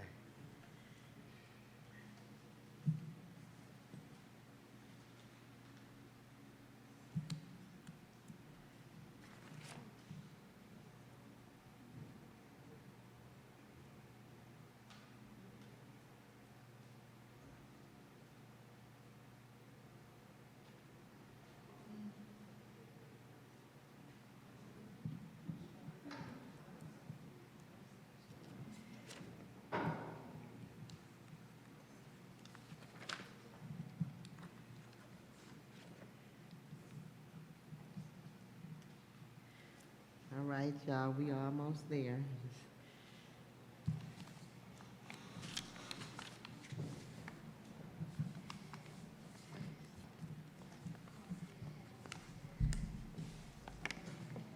Good evening. I did. Hi, how are you tonight? Great, thank you. Wonderful. Were you able to read the instructions for how the interview will be conducted? I have. Wonderful. Do you have any questions before we begin? No, I don't. Great. I will begin by asking question number 1, and the question is there anything, would you please describe anything in your background that would affect you from qualifying to serve on the Flint School Board or interacting with students? Anything in my background that would? anything in your background that would affect you from qualifying to serve on the Flint School Board No. or interact with students? No. Okay, thank you. Next, we have Ms. Green. Good evening. What do you see as the role of a school board member? Well, I believe that the school board is responsible for the governance of the district. And by that I mean through the policies that they set, they dictate how the school district operates and also how it's controlled, and then also sets accountability for its people in the district. I think effective school boards tend to be focused on accountability and really focusing on policies that will affect student achievement. Thank you. Thank you. Our number 3 question will come from Mr. Walker. Good evening. Hi, Andrew. At times, you may be caught between legitimately opposing points of view. There may be a difference between your personal point of view and the policy or law you're required to uphold as a board trustee. How would you handle this? Well, first of all, I would say that I think a good board, tries to come to a place of shared beliefs and values. So,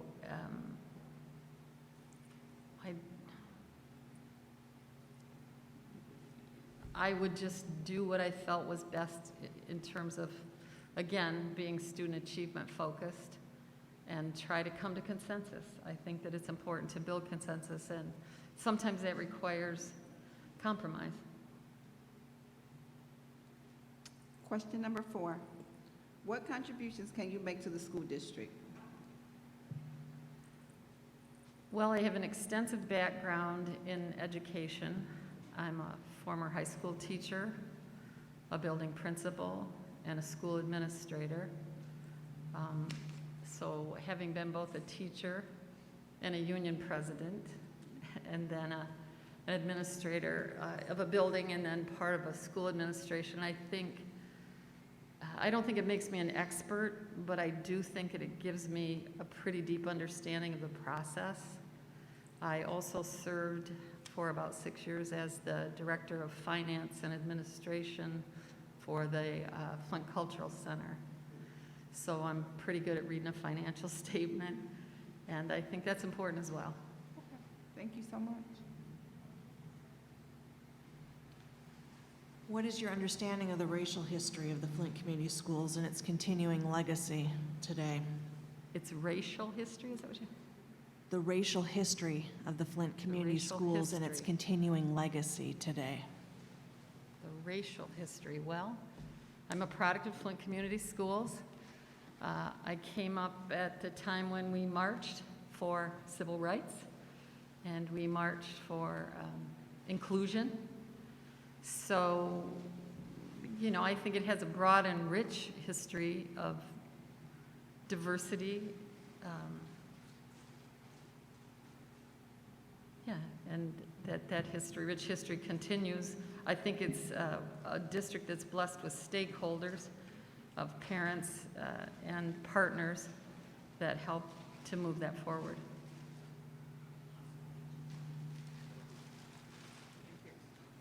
My question to you will be, what are the challenges facing our school district? Well, I would say these are not necessarily 1, 2, 3, but certainly student retention is one that challenges every public school district these days.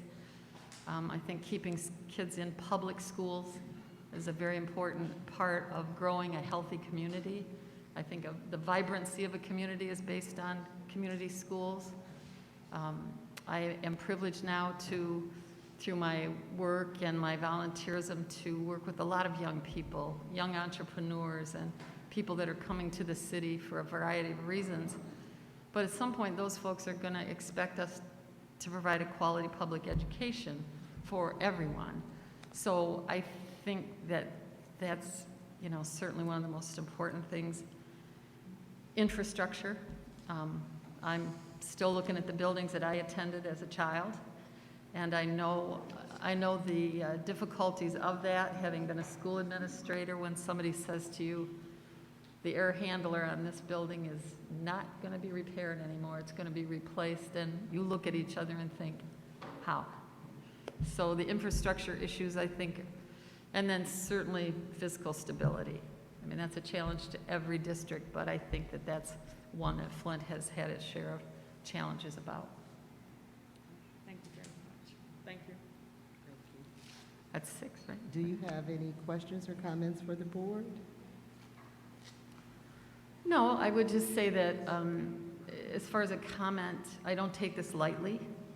I spent a lot of time deciding if I'm retired, I'm semi-retired. But I think that you're at a critical juncture, and I think that the community needs to step up and bring the resources that it has to bear to help. Student achievement is a challenge, and I think we need to build a school district that can help them reach those goals. Thank you so much. Okay, Yes. thank you. Thank you for your application. Sure. Next, tally our scores up. Well, our next candidate is coming forward. Next, we will have candidate number 10, which will be Chris Delmarone.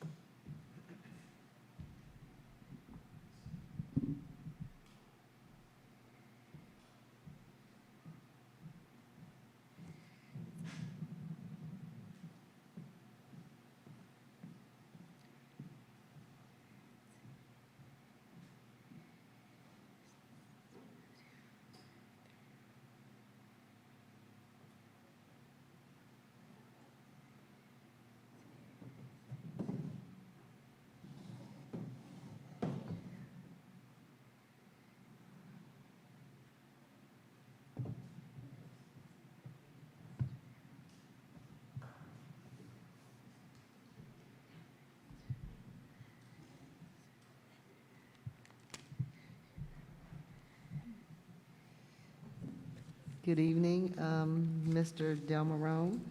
Were you able to read the instructions for how the interview will be conducted? Yes, that was handed out, yes. Awesome. Do you have any questions before we begin? No, over this, no Anything? questions. Any questions? No, I'll let you ask her. Okay, thank you. I will be asking question number 1 for us to begin. Would you please describe anything in your background that would affect you from qualifying to serve on the Flint School Board or interacting with students? None that I know of. You know, I've worked with children before, most recently in 2020 for, I think it was maybe 2 months. I was volunteering, helping the students with their reading and multiplication tables.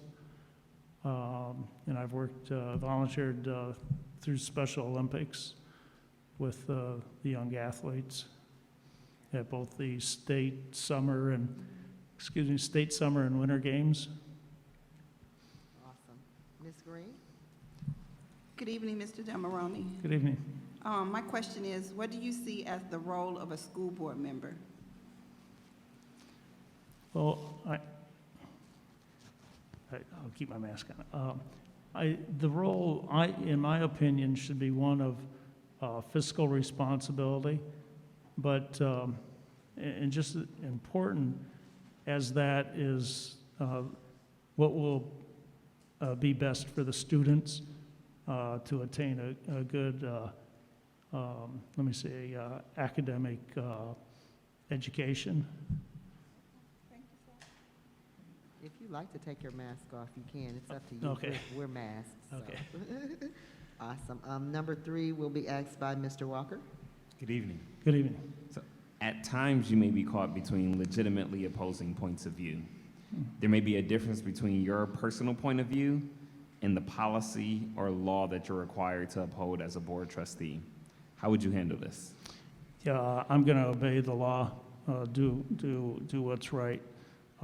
My personal opinion on matters that, I may disagree with the law or something like that, but for me, I have to uphold the law and work within the confines of the restraints of the law or the board, let me say the board rules, the school district's rules. Question number 4. What contributions can you make to the school district? Well, I think some of the contributions I can make, I was on the facility planning committee back in 2008 where we kind of looked at the entire school district at that time, where the population was, where the schools were, the conditions of the schools. So I believe that would be one contribution. I think I have a diverse background, and I mentioned in the volunteering, helping students at the elementary level, and then again with the state Special Olympics. So I think I can make contributions there. I'm a graduate. I was born in Flint, Michigan, a graduate from the University of Michigan, Flint, with a bachelor's degree in business administration. So I think those areas, as far as some fiscal responsibility and also looking at what's best for the district, what's best for the students. I ask many questions. I try to get to the root cause of a problem, try and come up with solutions to the problem. It's important first to identify a problem before you try and come up with solutions. We need to know what the problem is and then look at what's causing that problem and how can we prevent that problem from occurring again or reoccurring. Okay. Thank you, sir. Thank you. Our next question will come from Ms. McIntyre. What is your understanding of the racial history of the Flint Community Schools and its continuing legacy today? The racial history? The racial history and its legacy. Well, my understanding, currently right now it's predominantly black, African American, where if you go back to the 60s, that was not the case. I think part of the problem as to the racial, let me say, makeup of the district is, let me say, population demographics. One might say white flight from the city over the years.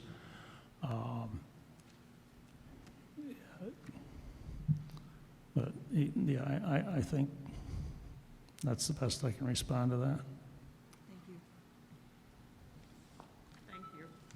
What are the challenges facing our school district? There are many. One would be the facilities. We've heard about the mold problem, just, leaking roofs, things of that nature.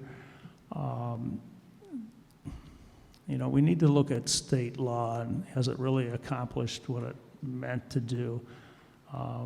In driving around, at least in my neighborhood where I live, over by Durant Torrey Mott, I see many signs that say proud parent of a graduate from, and it seems like those yard signs are anywhere but from, but from Flint.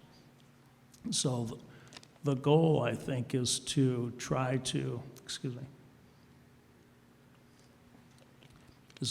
and maintain our student population from leaving the Flint School District.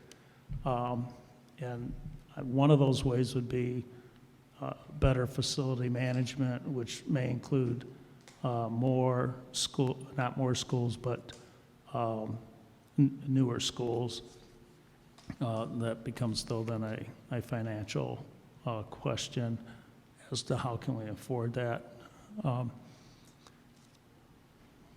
So. Thank you so much. Thank you. Do you have any questions or comments for the board before you're excused? Well, I think, you know, the reason for me seeking this is to better the district for the children. You know, the children should be the first priority. And I believe where we're at right now within the district here is to, we need to work on our buildings to where we're cutting down on the number of students going to the out-county school districts. And, you know, there's that old saying from the movie Field of Dreams, build it and they will come. I want to say build it and they will stay. If we have good facilities, if we have good educational opportunities within the Flint school districts, I believe more students will stay. And I believe that if we have the best of the best of schools, that it will actually attract students from the out-county area to want to come into Flint. So. Thank you so much for your time, Mr. Okay. Delmarone. Thank you. Thank you. Next, we have, while we're tallying Mr. Delmarone, we have our next candidate, which is candidate number 11, Theresa Nelson.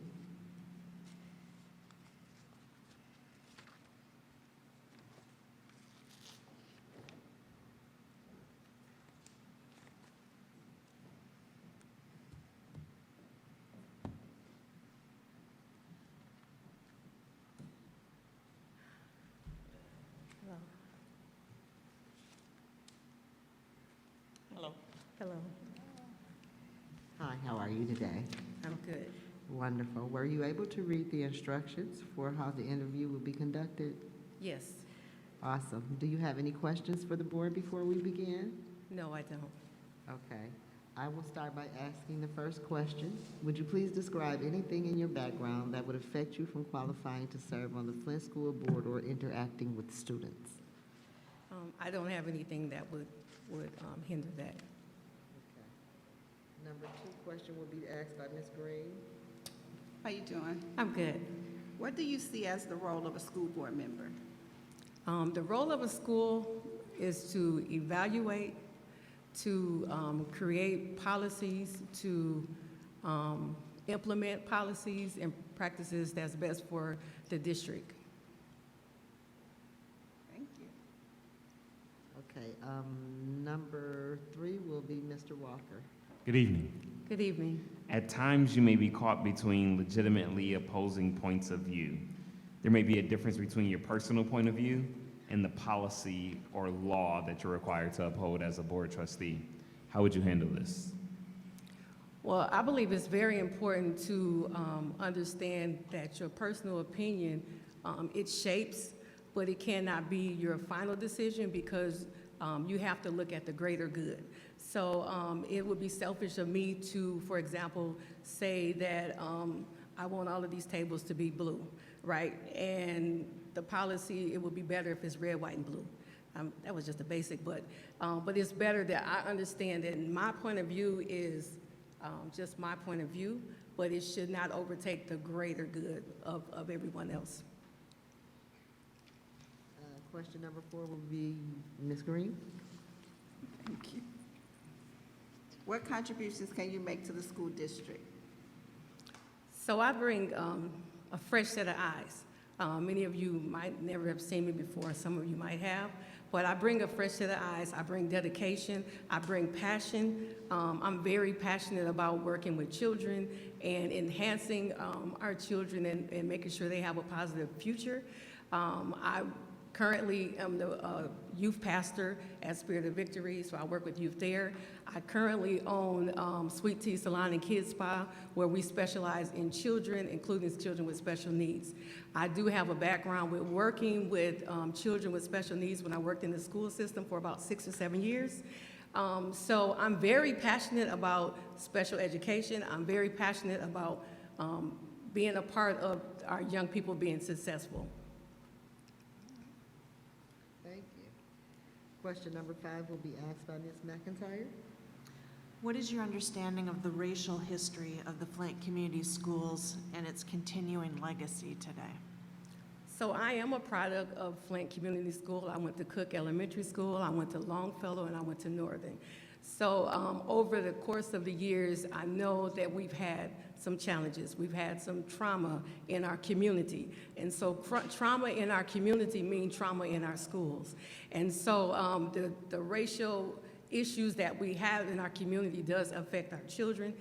It affects, just their day-to-day platform in school and how it is affected. So when we talk about the situation with the water crisis and how that affects our children, we talk about how parents have to work twice as hard in single-parent homes and all of the other challenges that they face. We have to look at, I keep saying, I'm so sorry because I'm a little nervous. But we have to kind of look at that and how that plays a role. I remember growing up in Flint Community School. My principal was Mr. Caswell. I remember him taking on, and he was Caucasian, and most of the children there was African American, and he would personally go in and teach. Presidents and states and capitals. And so just being able to not look at us as just black children, but his passion to teach us. I mean, he made it his business. He would bring Coca-Colas in there. So I think that our history, we have some challenges, but I really believe that we're able to meet those. Thank you. So what are the challenges facing our school district? What I see the challenges are is enrollment. We have to figure out a way to increase our enrollment. I see the structures of the buildings being a challenge. And I see that our reputation is not where we would like it to be. So those are some of the challenges that I see.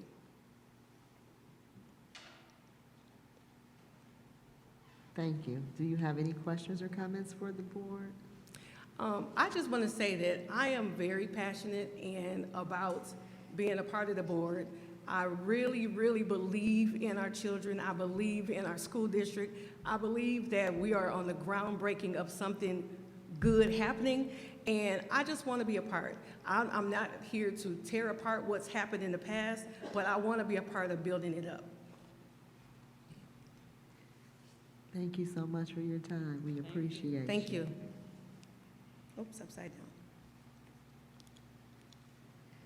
While Ms. Nelson is exiting, I'd like for you to tally up your scores and let's receive our last candidate, who is Ezekiel Harris. We'll give Ms. Monica Elston an opportunity to bring him forth.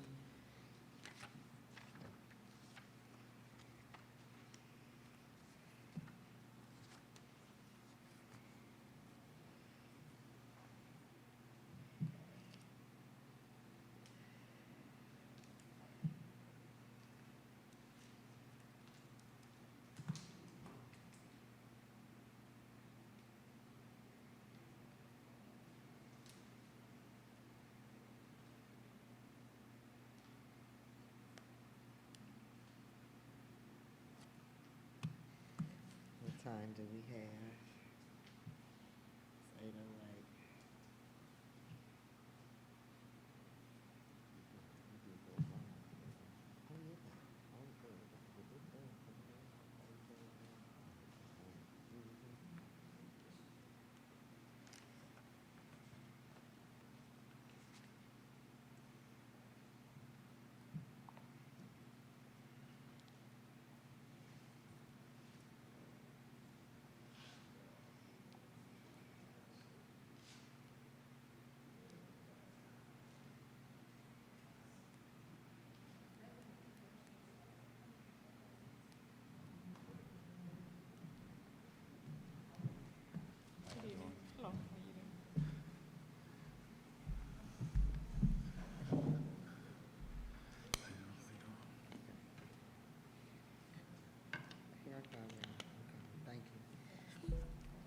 Good evening, how are you?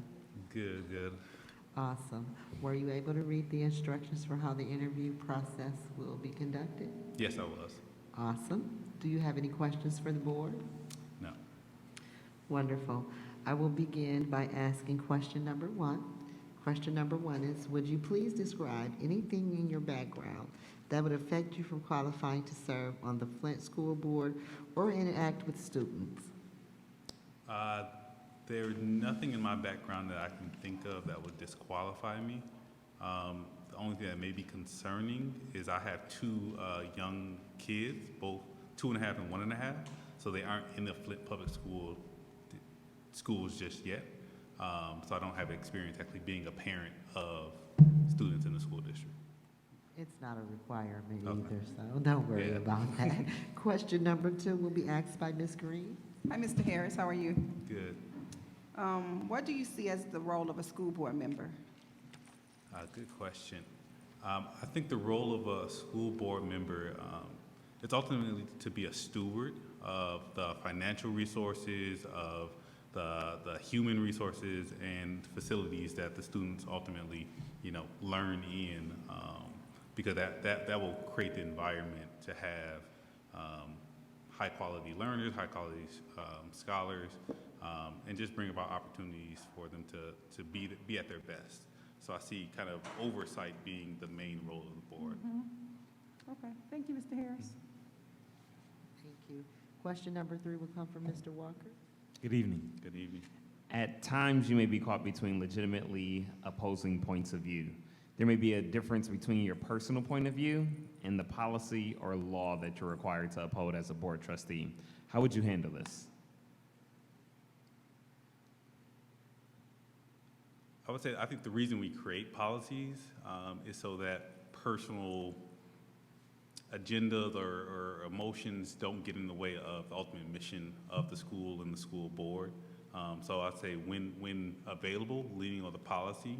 If the policy at some point needs to change, I think then that's a different kind of discussion, but policies are kind of put in place so that we don't have to be making decisions just on the go every time we're kind of discussing something.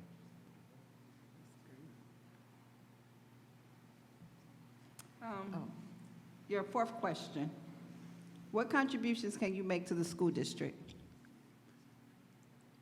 I'm young, obviously, but I've actually had the opportunity to, one, be managed by a board. I was executive director of a nonprofit in Detroit for about 3.5 years, but I've also served on several different boards and advisory committees in Detroit, but also statewide. So actually being able to bring the experience of what it means to be on a board. Our board meetings were at 7 a.m. These are later into the evening. But just that experience, that, fun of being in the Robert's Rule of Orders and, all that kind of stuff that we all love. But just understanding what it means to be a board member. I would also say I have a lot of experience in real estate development and business development, as well as kind of financial management around consulting and different things. So I think I could also bring that knowledge specifically around real estate as it relates to the schools that ultimately trying to figure out what to do with right now. I think I could definitely lean in on that. Okay, thank you, Mr. Harris. Okay, question number, are we on 5 or are we on 3? We're on 5. Okay, question number 5 is Ms. McIntyre's. What is your understanding of the racial history of the Flint Community Schools and its continuing legacy today? Good question. I would say I'm more familiar with the racial legacy in Flint in general, with the kind of, might call it kind of white flight, and the resources that have been taken from Flint and other kind of Rust Belt cities in general. I would say specifically around Flint and the school district. I'm not as familiar. I just know that at one time we had the best school district in the country, and the hope is to ultimately get back to that. And our last. Thank you. What are the challenges facing our school district? What are the challenges facing our district? Hit hard early or late. In terms of challenges, obviously the declining school population is a huge issue because that ultimately is the revenue driver, but has reflects our city as a whole, right? So one being just declining, school students. Another challenge I think we face is what to do with all of our buildings. The burden, the financial burden of heating and cooling and managing and maintenance around facilities, even ones that are empty, but also ones that our scholars are in, is always a challenge. And the last thing I would say is just the turnover in the superintendents. Change is hard. Managing change is even harder. And this board has had to do that a lot.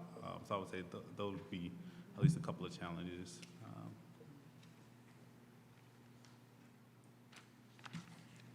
Thank you so much. Ms. McNeil, you just asked your question, and that was it. Okay, so do you have any questions or comments that you would like to share with the board before you exit? No, I just appreciate the opportunity. I was in the room with all of them. A lot of great candidates. I'm just really excited I moved back to Flint to be engaged in my city. So I'm just really appreciative of you all taking your time and also recognize that it's late. So I'll just end my comment there. Thank you so much for your interest. Thank you. Yes. Okay, so at this time, everybody, please pass your tally sheets over to Mo. She will give us our final tallies to let us know who our top 4 candidates are. We will take a short break while we tally scores. Please stay close as we announce our top 4 for second rounds of interviews. Thank you.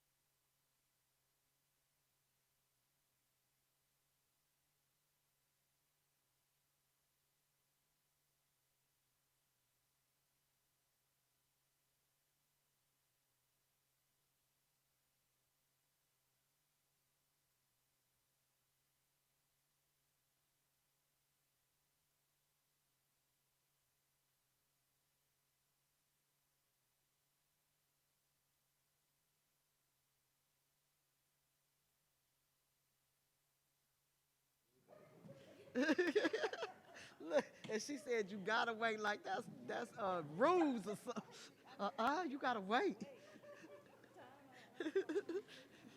It's intermission still. Y'all got it? Y'all got y'all zooms and webs, y'all ready? Okay. All right, hello. Yes, at this time, we'd like to conclude our meeting. I'd like to announce the top runners of the first round. Our number one front runner was Mr. Allen Gilbert with a tallied score of 255. Our number two runner-up, without one of our members even voting, was Arthur Woodson with a tallied score of 237. What a following, Art. Our number three person was Mr. Chris Delmarone with a total of 235 points. And next, our fourth runner was Mr. Ezekiel Harris with a total score of 222 points. So these will be the candidates that will be interviewed in our last round, and we will decide who will move on between these four candidates to fill the 2 spots. So we will begin our second round.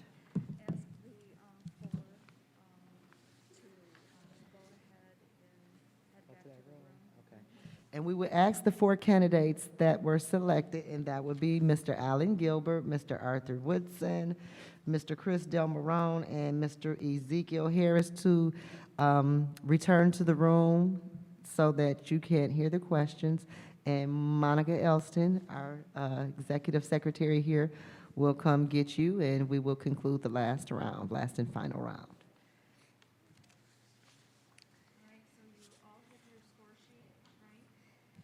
Does everyone have their score sheets? Questions?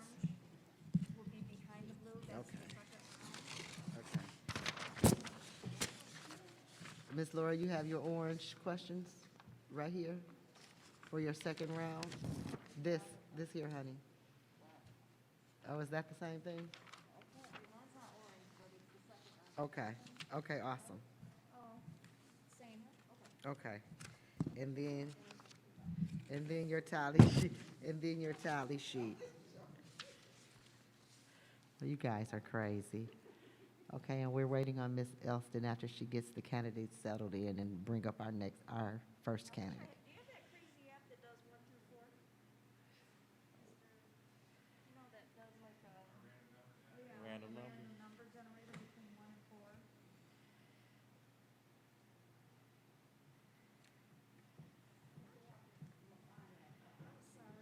You can do it the old school way. You take 4 pieces of paper. I was gonna do that, trust me, but I had to make sure that my lovely board treasurer had orange.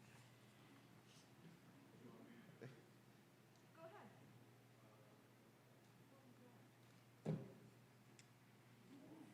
Oh, okay. 4 goes first. Ezekiel. Yes. Number 5 was Ms. Nelson.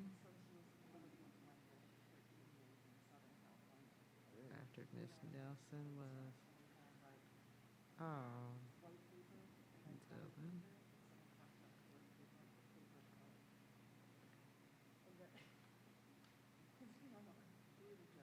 Yeah. It is, yeah. You trying to make sure I understood that? I did.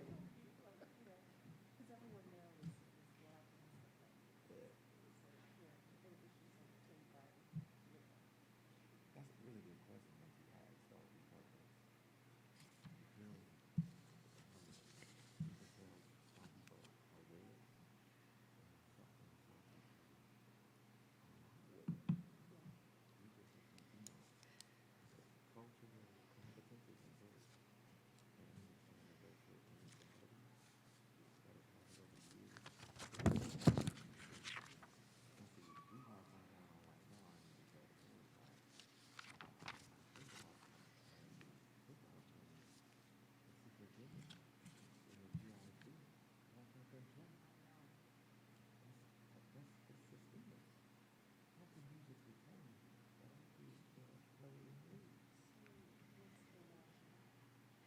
Board members, you will have to write the individual's name in where it was not, where it was printed for us prior to. So don't forget to write the candidate's name in when you're taking your score.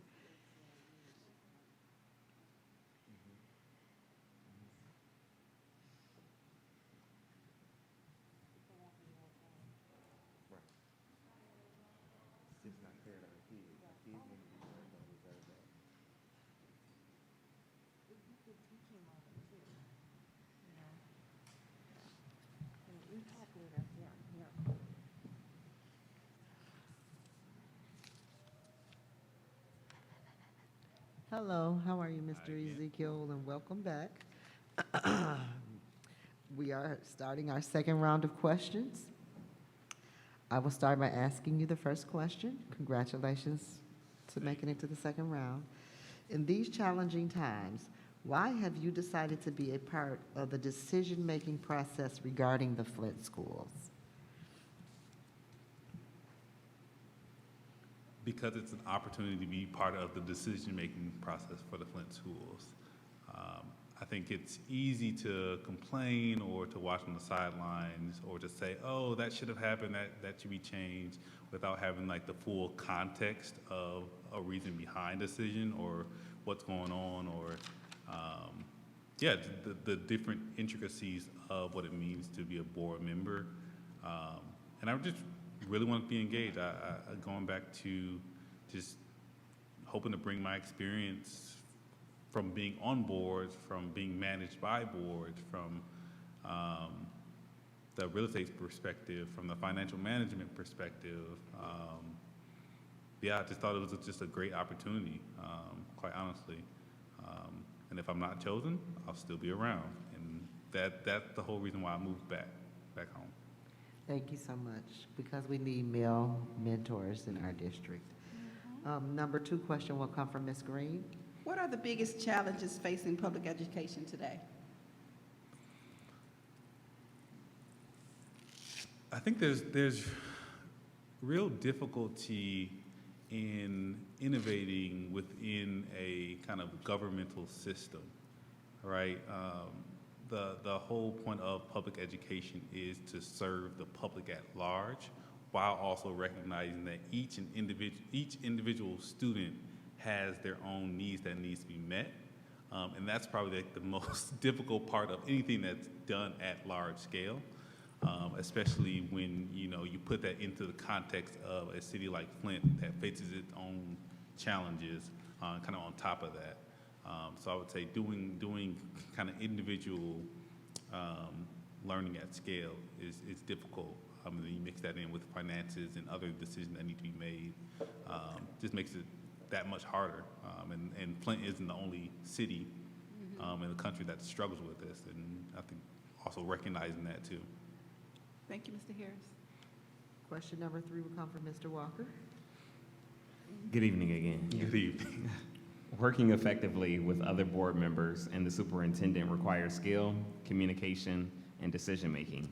How do you see yourself working with other members of the leadership team, and what is your vision for education in this community? Yeah, so a little bit of context about me. One is I'm not really a person who's like really into politics or really into arguments, or I'm more of a kind of quiet type of person, or more of an introverted person, even though sometimes it might not come off that way. So I think in relationship with other board members, for me, I don't really have any major concerns around that, and I hope you wouldn't either, because I don't like to argue. We can have totally differing opinions, and that's okay. The reason that there's more than one board member is for that difference in opinions and difference in kind of how you grew up and what you experienced, and bringing all that knowledge to the table as part of being a board member. So more of a kind of, I guess, kind of bringing your holistic self to the board, but also having deep respect for the position that you serve. Thank you. Next question will come from Ms. Green. What quality, skills, and experience would you bring to the board?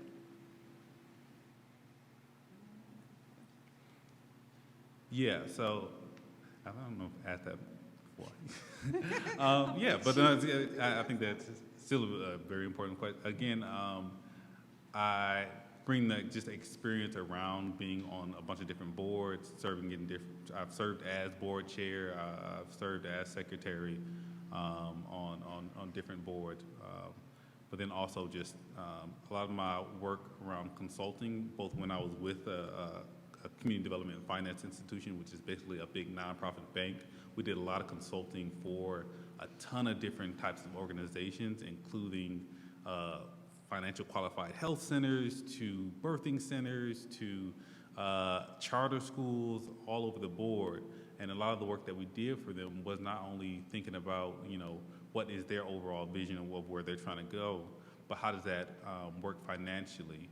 And when it comes to like having that charter school client, I am up to breast on just the finances of how school districts work financially and how they kind of get their money to be able to operate and the decisions that kind of go into that. But then the overall vision, I would say is the vision for every Flint resident is that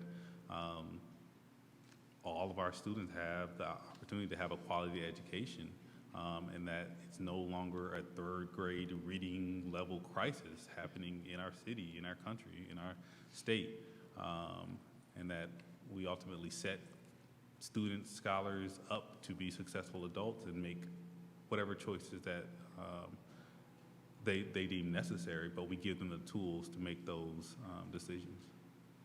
Thank you. Number 5 goes to Ms. McNeil, Dr. McNeil. Read to the mic, please. The most important skills for students to have when they graduate? I think back when I was 18, so long ago. I think teachers actually have a lot to be encouraged around, not only academically in what you may know, studying calculus or whatever, but also in I think the self-confidence that students can have once they kind of exit out of the public school system.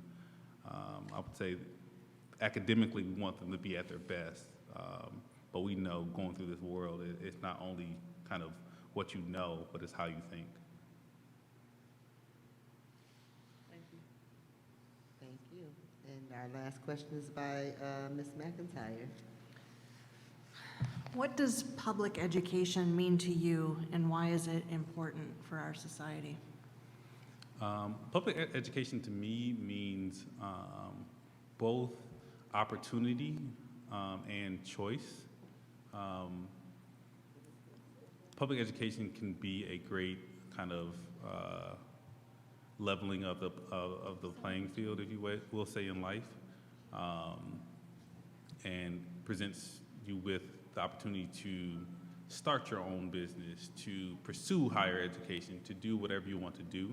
A lot of those basic skills that you learn through public education ultimately set us up as adults to go on and do what we want to do. It's a shame when I literally had this experience in my own kind of work of when you meet an adult who does not know how to read and has to navigate that in our current society, right? There's just things like that happen, and they happen at scale. And so the opportunity to catch that, to at least give them opportunity, give them the choice to make their own choices, going back to that, is still I think is a key part of what public education is meant for. Awesome.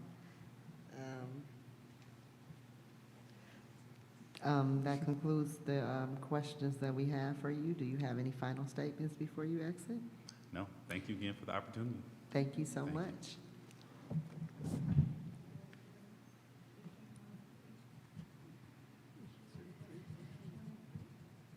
Uh-oh.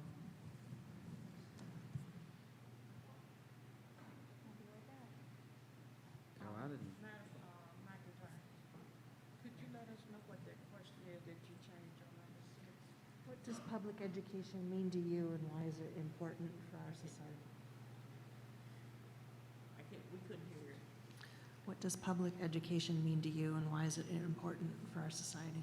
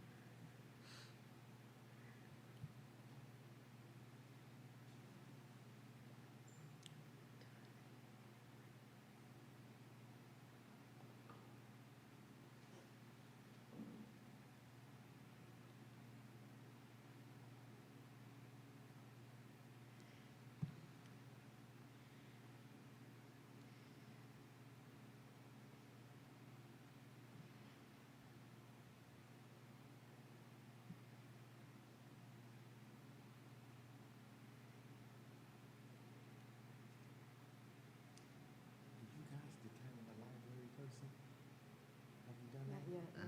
We need to do that, but we said we would do that after. Yeah. It's after this. I hope it ain't gonna be that long like this. We ain't made it that far. We finna get it rolling. No, it's another group of people right here. There was a different pool of candidates.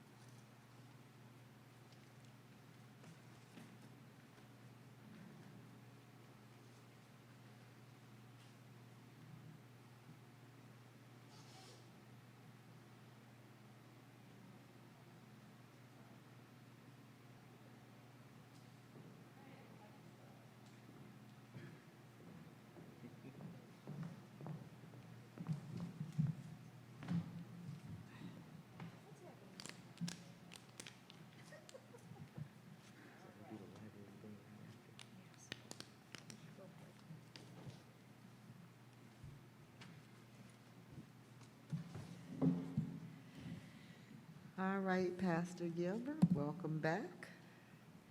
This is our second round, and we're going to start our questions with question one, which I will be asking. And the question is simply stated, in these challenging times, why have you decided to be a part of the decision-making process regarding the Flint schools? Well, I think I alluded to it earlier, is that the board was under a very undeserving attack, in my view. It's just my view. Because when you're dealing with issues that is systemic, it's not going to happen overnight to solve them. You have to work at it, and you have to be able to be thick-skinned, and yet you can't be vindictive. But the attacks that I saw in the news, it was unjustified. And if you knew the history of our city and how the board has went over the years, you would know that it was unjustified. And I said, what can I do? Well, there was everybody was pointing at you guys, that you was the problem and all of this, because you wanted transparency. That's really what caused it to be. But I think that all things work together for the good. And I think the very fact that whoever is appointed to this board, you're going to have some good people. You're going to have some people that can flow and get in and connect and get moving. And it's going to be a long journey. And we have to be able to yet be transparent, but yet be cautious, step by step. But you got to move, and some things have to be dealt with as soon as possible. Thank you. Ms. Green? Second question, what are the biggest challenges facing public education today? Well, the main, from my viewpoint, is that, number one, is that our children can't compete in a high technological society that we live in. I mean, my 4-year-old granddaughter knows more about her phone than I know about mine. So we have to be able to have enhancement and programs that's coming forth to our children that are not just programs just to have. They've got to be able to empower people. And what does that mean? To give them the confidence that they can do it. They can get the job done, whatever they face. Because they're going to be facing things that we didn't face, my generation didn't face. Yeah. And so that's one of the things. And the teaching profession has changed forever. It will never be what it was. And I'm not a teacher except for the Word of God. But I know, even from that, when I draw the parallel lines, just like people not coming back to church like they were, they're not coming back to the schools like they were. We've got to work on our wonderful parents, and that's going to be a very precise, strategic planning and purpose to get there. It's going to take time, but time is not necessarily on our side. Number 3, yes, Mr. Walker. All right, Pastor, question number 3. Working effectively with other board members and the superintendent requires skill, communication, and decision-making. How do you see yourself working with other members of the leadership team, and what is your vision for education in this community? Well, the superintendent, Madam President McIntosh, and the entire board, you got to be able to talk to people and look at people in their eyes. That's what you have to do. And you have to see where your colleague is coming from and understand them. Sometimes, it's a passage in the Bible says you got to be slow to speak and swift to hear. Absolutely. And people do not like to listen. They do not. Because you know what the problem is? They think they know everything. And don't know one man know it all. So that's one of the problems that the board is going to be facing moving forward. But when you bring that position of my colleague's position is just as important as mine, it may be different, and then you start to work on the policy. Then you bring in the community and give them a voice at the public comment time or whatever it is. And that's how you build confidence and trust that you're sincere about what you're doing. I mean, you guys are not paid a lot of money. I know you're not. Because the bottom line is, if you were paid a lot of money, you'd have had 500 applicants. I don't have to know whether you're getting paid or not. I don't care. As long as General Motors and Social Security send me more money every month, I'm happy. No, that's right. So I'm getting a little off topic, but that's just what I am. I'm what I am. What you see is what you get. And that's what we have to do to the community. We have to reach people we have not been able to reach. And those are the naysayers. We got to deal with our critics. We got to deal with them. But we got to get them at the table where they will listen to us and not continually be under attack. Number 4 is Ms. Green. What qualities, skills, and experience would you bring to the board? Well, number one, I can talk.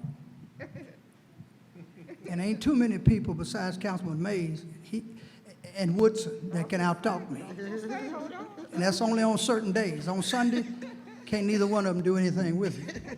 But the other thing is that I understand that in order to really be effective, you got to be sensitive. You can't be in a hurry to just impose your disposition on your colleagues or even on the public. And you got to be able to take things in a way where you can chop them up, separate the bad, take the good. Will it help us? Will it work? And then the colleagues on the board, all of us, all of the board, will be able to say, no, but this part of it we need to use. And that's where the public, you want to bring the public along as you go. Thank you very much. And our next question is that Ms. McNeil? Mm-hmm. What do you think are the most important skills for students to have when they graduate? Ooh. I would say that analytical skills. Because when you have analytical skills,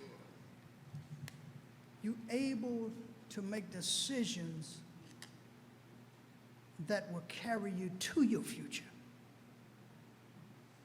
See, if you're not able to analyze what you're dealing with now, students now, they got so much that they deal with. If you take the music, home life, and peer pressure, all of these different things, Facebook, my goodness. It could be used for a great tool, but Facebook is so tragic. And our children are it just captivates them. So we have to be able to recognize that type of learning, Zoom, or whatever that stuff is, it can be used in a great way. But we got to be able to tap into it now while our children, their minds are yet developing. Thank you. And our last and final question will come from Ms. McIntyre. What does public education mean to you, and why is it important for our society? Public education should be, I believe it should give all of our children a level playing field, and that's a big thing. That's broad. And you have to have skilled educators and leaders to do that, because no one particular mechanism is going to fit every student. And so that's one of the things that I would like to see, is that I had the opportunity to go to college, and I graduated high with a 3.7.9 from Northwestern. I was 5th in my class, but college wasn't my appetite. It just wasn't, because I could think for myself, I could reason through things, and you got to be able to deal with students where their abilities surface, not so late, not high school, but perhaps by 6th or 7th grade, or maybe even before that. And that is what you build on, and that's what you want to communicate to the staff and administrators and the teachers, so public education can be attractive. If you can attract people, and like I say, and understand why I say this everywhere I go, and some of my friends and preacher friends, I tell them, ugliness is cheap, but being pretty costs. So if you want to be attractive and attract people, it's going to cost you something. Yes, it is. That's why people carry Coach purses. People wear alligator shoes and diamond earrings, because they want to be pretty. And people look at them, they're attractive. But if you can't attract, Sister McIntyre, you understand what I'm saying. I got you. It's that you have to attract even those that, as I said before, that are against you. Those that you got to throw that lifeline and say, look, I got something on here for you. I haven't even looked at it. You're not even biting. You're over there in the shallow water. Come over in the deep water. Because deep water, there's turbulence up under there. And that's why people are not gravitating to the Flint School District, because every time they turn around, it's chaos. That's what it is, in my opinion. Yeah, oh, absolutely. Do you have any final questions or comments for us, Pastor Gilbert?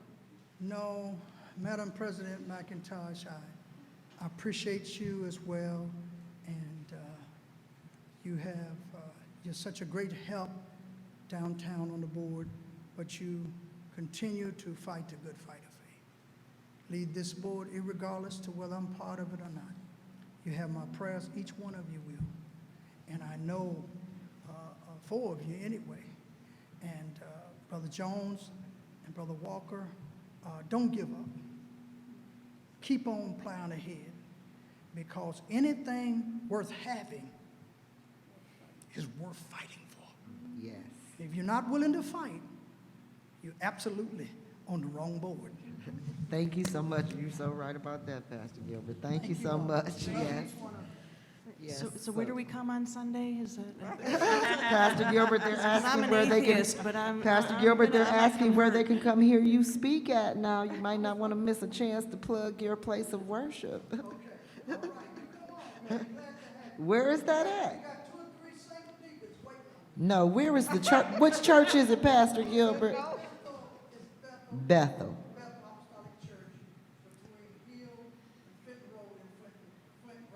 Okay, Bethel between.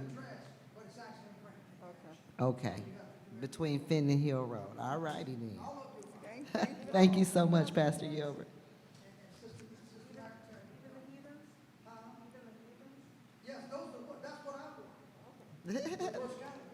Thank you so much. At this time, we'll receive our next candidate, Mr. Chris Delmarone.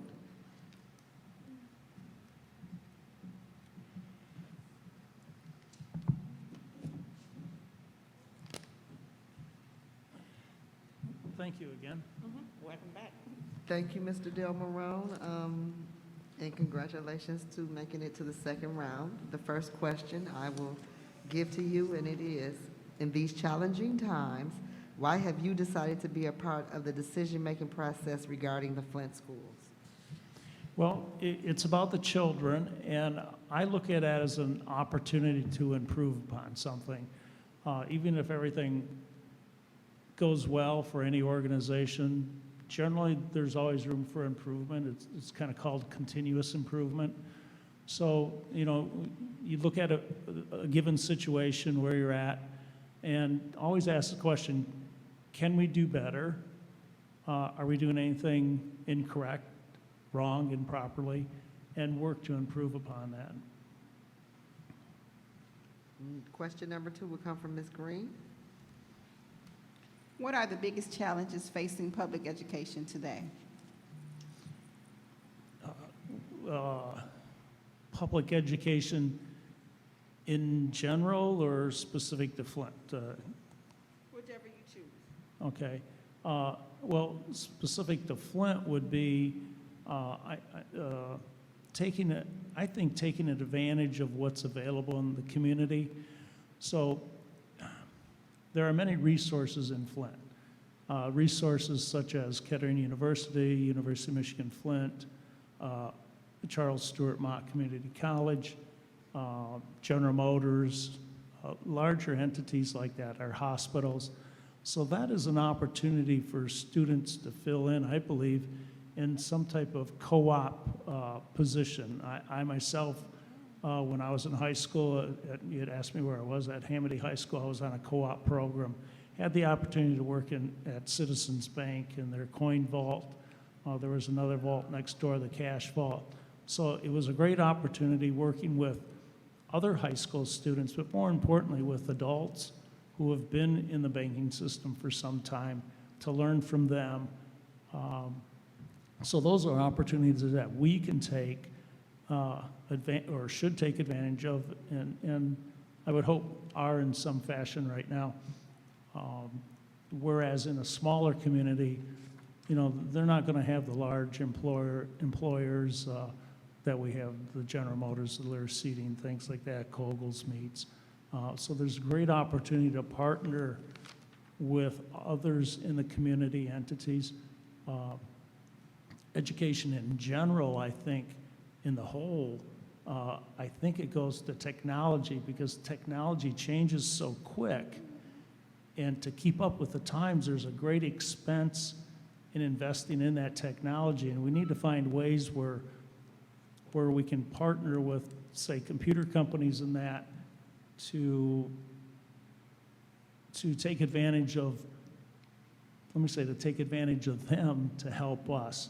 Because these computer companies and IT companies and that, they're making millions and billions of dollars a year.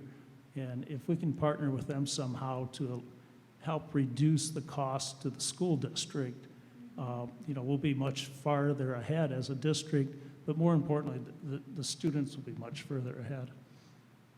Thank you, sir. Our next question is number 3, and it comes from Mr. Walker. All right, question number 3. Working effectively with other board members and the superintendent requires skill, communication, and decision-making. How do you see yourself working with other members of the leadership team, and what is your vision for education in this community? Well, it needs to be a partnership. And I, over the years and even presently, I'm the chairperson of, different organizations, but, I'm the chairperson of the City of Flint's Board of Review, where people have the opportunity to appeal their property taxes. I'm also chairperson of the Genesee County Land Bank Citizens Advisory Council, where we take input from residents when we're at community meetings, neighborhood meetings, and bring it back to the staff. We just had a meeting yesterday. So it should always be something professional, the relationship between board members and staff and the administration. So, I would always be working towards that. Thank you. Question number 4 belongs to Ms. Green. What qualities, skills, and experience would you bring to the board? Well, I've done quite a bit of volunteering in the community through Easter Seals and the Buick Open, most recently with Back to the Bricks. I volunteered, I had mentioned in the first round with Special Olympics. So some of those skills that I would bring would be, an ability, which I believe it would be to work with a wide variety of people, age range, educational range. I'm a retiree from General Motors. While I was there, obviously a member of the UAW, or I shouldn't say obviously, I was a member of the UAW. One can be part of management. So while I was there, I was the chairperson of our Civil Rights Committee. I belonged to many different committees, our Community Action Program Committee, our Bylaw Committee, Citizenship Legislation, Constitution Committee. So I think I can bring in just a breadth of experiences that would help the board and to communicate between board members and the staff and the administration and even students. Students are involved. Okay, thank you. Thank you. Our number 5 question comes from Dr. Joyce McNeil. Hey, welcome back. What do you think are the most important skills for students to have when they graduate? Without question, I think it's the ability to think and to be able to think on their own, and let me call it critical thinking, to where you can analyze problems. So often things go on in life, and you need to react, you need to do something. You just can't sit back, because then others are deciding for you. Voting is a good example. Many people do not vote, and what they're actually doing is letting other people decide for them, and important to have critical thinking skills. I mean, whatever one does, you know, here on the board, we have to have critical thinking skills to resolve a problem, come up with a solution, make things better. So I just believe nowadays it's critical thinking, but then behind that, you need your math and science and all those other things, the STEM things that go with that.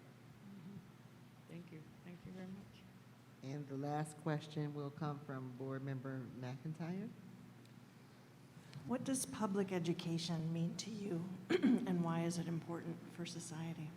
For society? Sure, we have to have a literate society. We have to, can you help me with that beginning part again? I'm sorry. What does public education mean to you, and why is it important for society? So it's important because the way society is set up, we need to be able to deal with things, and we need to be able to recognize that as life moves on, things change, whatever they may be. You know, changes, obviously we're not running schools today the way we did yesterday, and we won't run them today the way we will tomorrow. Technology changes, and so it's important that we have a critical thinking society who can deal with things that come up, that can deal with the changes in technology, and not only to deal with the changes, but to bring about the changes that we need. So I think that's the you know, the society point of it. I mean, you know, the children of today are the ones that will be taking care of us tomorrow. Yes, they are. So, and I mean that, you know, imagine being in the hospital. It's going to be the students that we prepared to be the doctors to take care of us while we're in that bed in the hospital. I mean, you know, when you're 80, 90 years old, most doctors are retired, and it's going to be the person who is 60, 50, 60, even younger.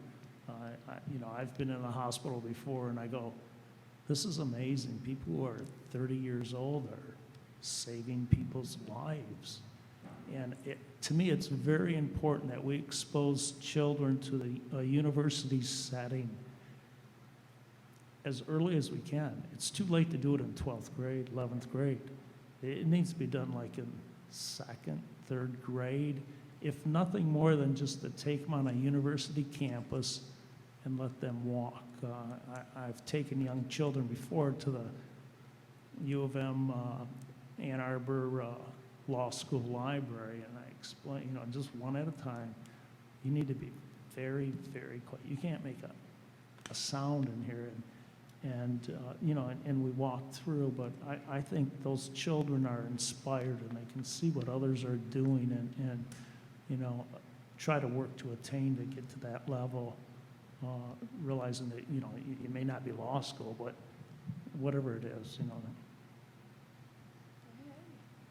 Thank you.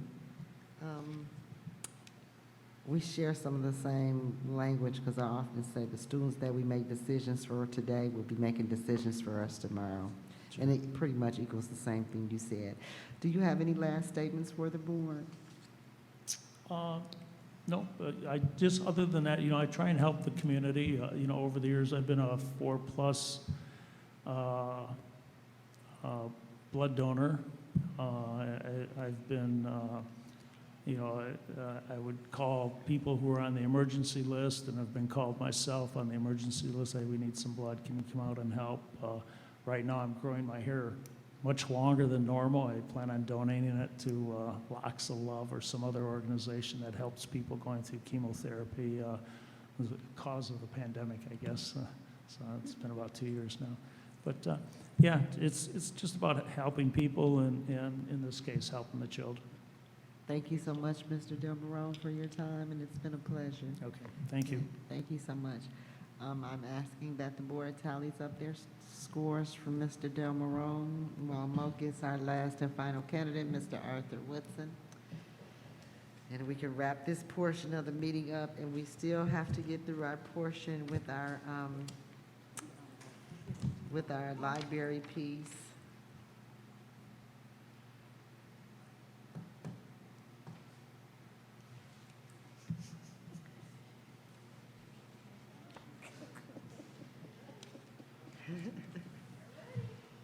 All righty. Yes, it has. Welcome back, Mr. Woodson. All right, you got the song ready? Congratulations, Mr. Woodson. You was missing a whole set of scores and made it back before us. Again, Thank I you. will not be rating Mr. Woodson. I just want that on Okay. record. Why not? Awesome.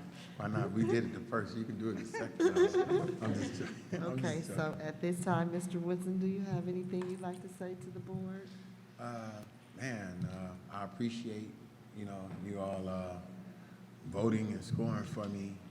And you got a hard choice because you got someone that you definitely can use on the board for real estate. He know how to speak that language. He's young, and we need to bring some young people and start putting them in place because we're not going to be here that long. And I mean, Delmarone and Pastor Gilbert, you got some, some good talent that you can pick from. And it goes back to that question that you said earlier, as far as removing yourself is personal and all this. And this is one of those times, that I can honestly say that it's some good talent, that y'all pick from. It is. Okay, at this time, I will be asking the first question to you, Mr. Woodson, and that question is simply stated: in these challenging times, why have you decided to be a part of the decision-making process regarding the Flint schools? You said at this time?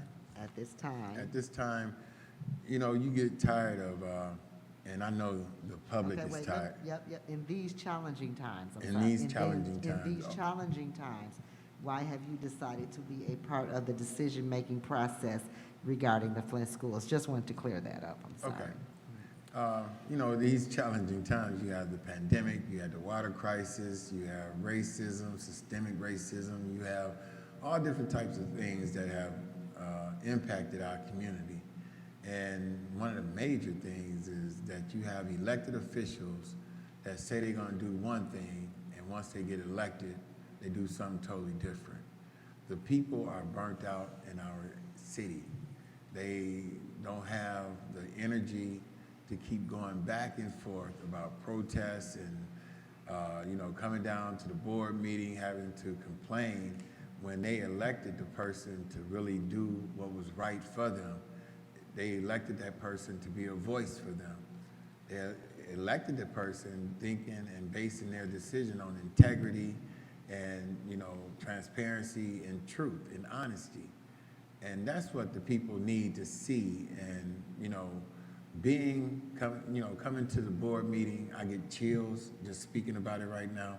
I have seen U5, U6, U7, 8, matter of fact, all of y'all have really been doing a great job. And, it's really refreshing to see elected officials really working for the people. Thank you so much. Our next question will come from Ms. Green. What are the biggest challenges facing public education today? The biggest challenge, man, it's a lot. But I put this problem up on my Facebook page, and it was multiplication, right? And the way that we used to do it, we just, this times this. But now you got to draw lines this way. You got to draw lines down this way. I woke up one morning and I go on Facebook and I see this problem, and I'm into problem solving. I sat there for at least an hour trying to figure out, how do you do this? What is this? So I put it on Facebook and asked people to show me, how do you do this? And what's the name of it? I forgot the name of it. It's a certain name to it. The biggest problem I see is that people my age needs to be re-educated, because you have a division. How can I help my child with their homework when I don't even know how to do it? You send them home and they don't even know how to do the problem, because they would have been stuck. Hey, you got an F because I got an F because I don't know how to do it. So we have to really engage more with the community and showing them and re-educating them, because technology didn't change. And the only way that we can move forward is that we move along with society as far as technology and everything else. And we don't have that. You know, the parents don't know how to use the Chromebook that you send home, because I mean, you asked me to use it, I wouldn't even be able to use it. So we need to come up with classes to re-educate the adults, the parents, and matter of fact, if you have both of them in the class together, you can move, I mean, you know, that'd be even better, you know, because a kid would probably take joy out of seeing that their parents is learning also, and they are participating in the education at the same time. Yes, thank you so much. There was a time when we used to offer adult education, so that would probably fall under that. But our number 3 question is coming from Mr. Walker. All right, here we go. Working effectively with other board members and the superintendent requires skill, communication, and decision-making. How do you see yourself working with other members of the leadership team, and what is your vision for the education in this community? All right, the only person I probably have a problem with is Ms. Green. No, I'm just joking. I'm just joking. No, you know what? It would be like working with them right now. You know, I mean, I work with you all. You know, I come down and let you know how I feel, and I have to respect your opinion and your position. You know, that's the major thing, is respect. You know, I can't get mad at you because you see blue and I see red, you know. It's about respecting one another and being able to communicate and coming to common ground, you know, in between, compromising, you know, because everybody's not going to get everything that they want. You know, it's about compromising and working together and, you know, for the better good of the community. Thank you. Thank you. Our number 4 question comes from Ms. Green. What qualities, skills, and experience would you bring to the board? Oh, man. Quality and skills. I really... And experience. And experience. Mm-hmm. Research, really working with kids, trying to problem solving, and you know, it's experience, what I experienced in life, you know, where I've been, where I came from, how I changed my life to better the community instead of wreaking havoc on it. You know, one of the things that I was talking to someone today about is how when I got out the military, I wasn't able to use the job that I trained for in the military. But while I was in high school, we had vocational school, and I had took graphic arts just to be taking it. And I was able to fall back on that job, and I was making like $2,000 back in '93, every 2 weeks. And that was a lot of money back then, you know, to be making every 2 weeks. Those are some of the things that I experienced while I was in school. And why can't we have those type of things in school right now? You know, teaching a child a trade, you know, at GCI, we only have, what, 10 slots. That's what Ms. Stewart has said at one time. I don't know how many slots we really do have, but we have more than 40 students. So, you know, it would be asking the board and the administration, can we go and find, you know, some people that's training in the community that can come into the school, or can we find out how we make voc educational a part of a curriculum here in the school? And our next question goes to Dr. Joyce Ellis Neal. Okay, thank you. What do you think are the most important skills for students to have when they graduate?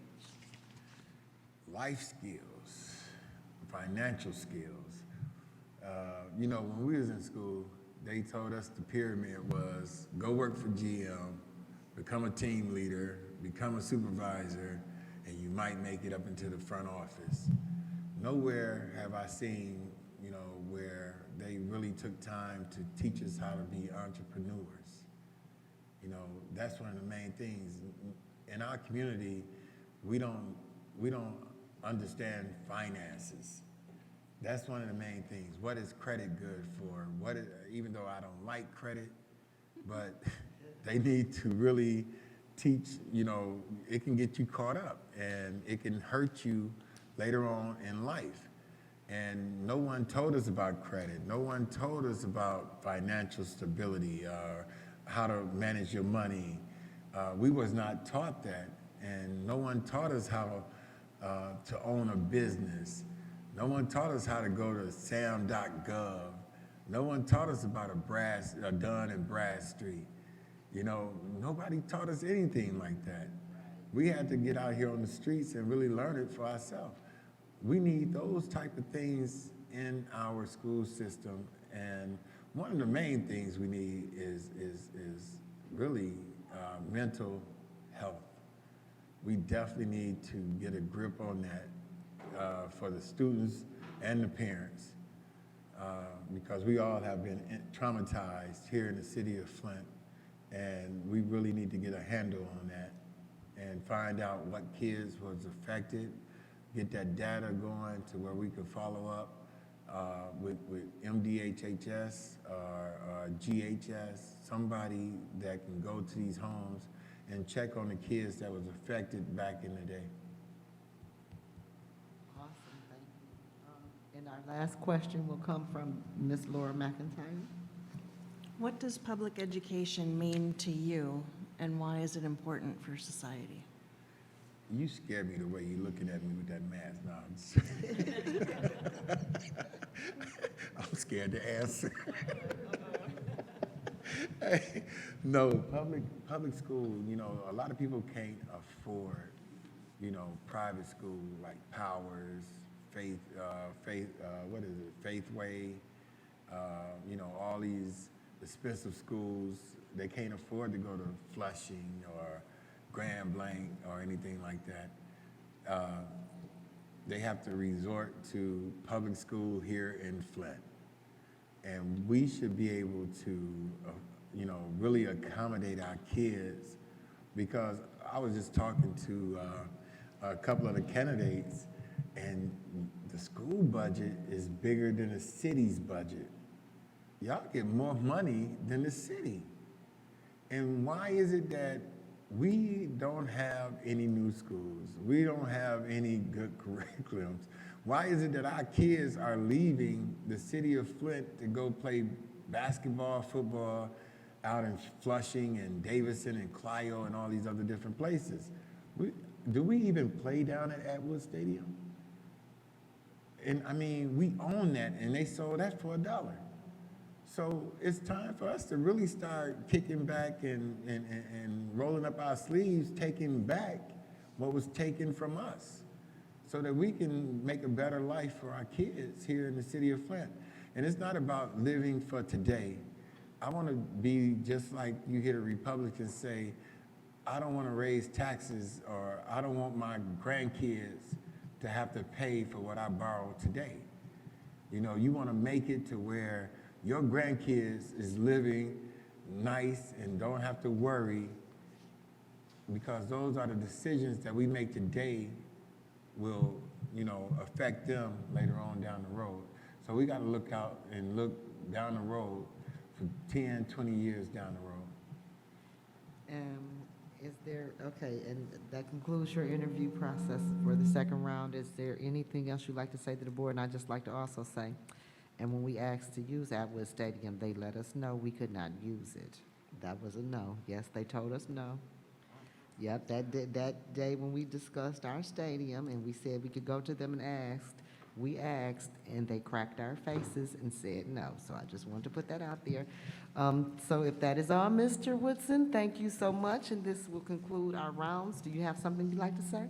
No, I didn't know if y'all wanted me to sing or not, you know. No, thank you, sir. We haven't heard your singing, so we're going to pass on that. Thank you very much. So at this time, we'd like to have our stuff tally up all our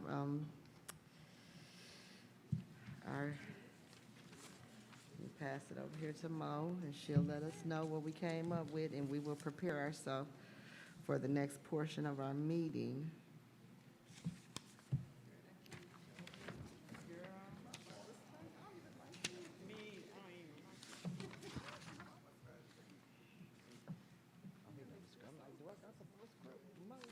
What is this?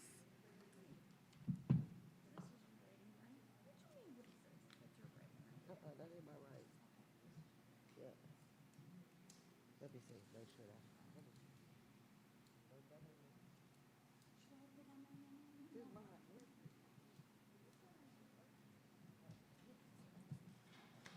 Let me see my own right. Board education. Okay, we got that.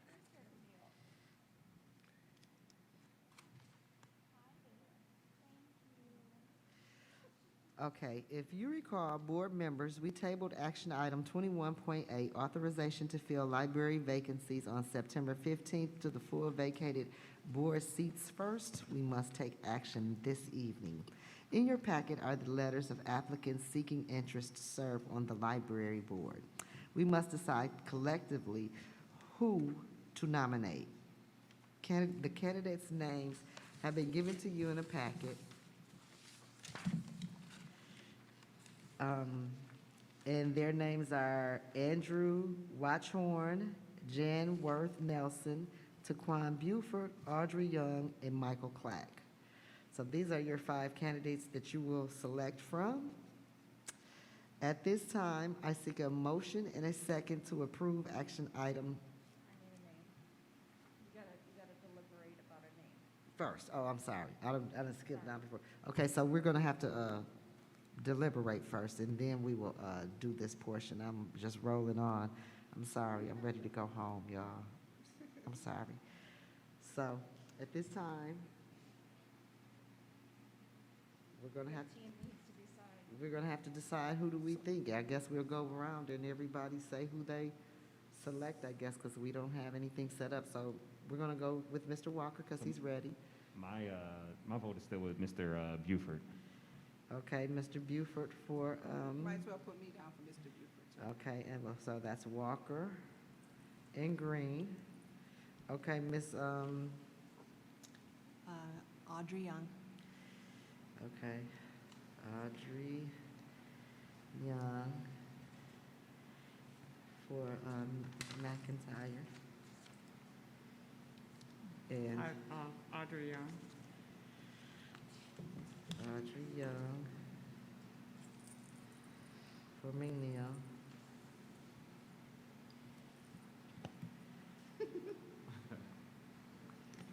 I like both of these candidates. I would really like to shake a name up and pull a hat out of the bag.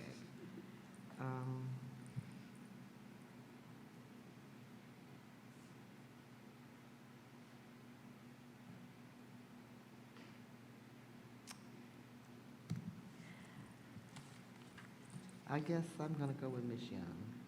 I'm gonna, because we have some other stuff going on, I think, also. Did you say you're gonna do one? Did I vote? I didn't vote already, did I? No.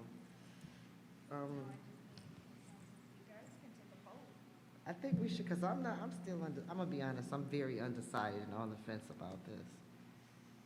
So are we finna take a vote? I mean, we just took a vote is what I thought, right? I thought, well, we, not technically, but we just got a consensus, I think. Okay, so we don't have a consensus at this point. I would really like to put their names in a hat and pull one. I did say,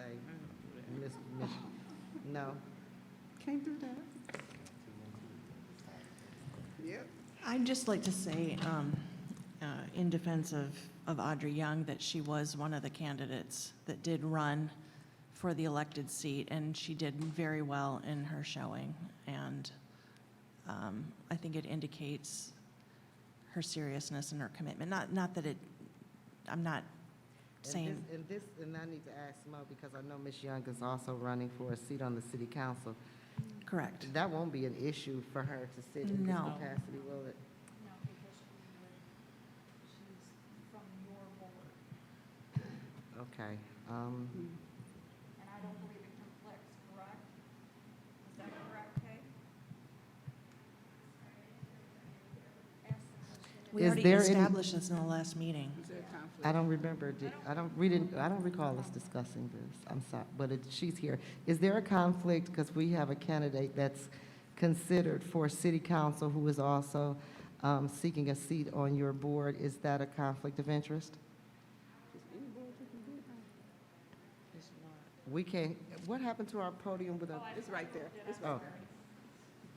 Is the mic, is this the mic on? She's, they're getting it. That's okay. Why are we asking, I don't understand why we're asking her opinion, like, she doesn't Okay, know. I would have to actually ask our attorney, but I don't believe we can have an elected official on our board because the heard that Flint Public Library is a district library, and that is a unit of government.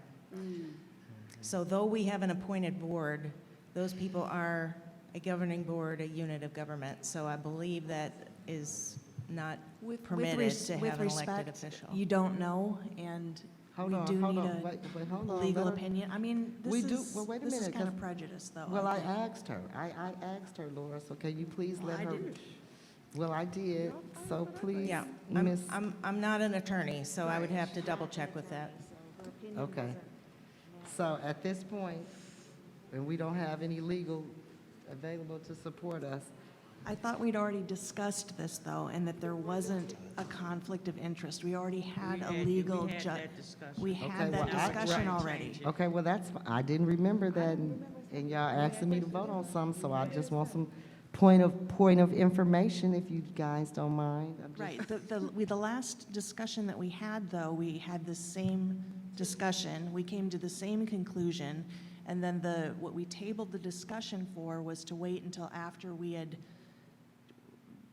voted for the 2 board members, so that then we could have consideration for all the candidates. And Right. at the time we had the discussion, it was already cleared that they could indeed be on the board for the library and run for city council and I win think it city ain't they, it's council. just one person, right? No, It's it just was, one person? the question that I recall was could they hold a school board seat and be on the city council, That's not what the I thought it FIA.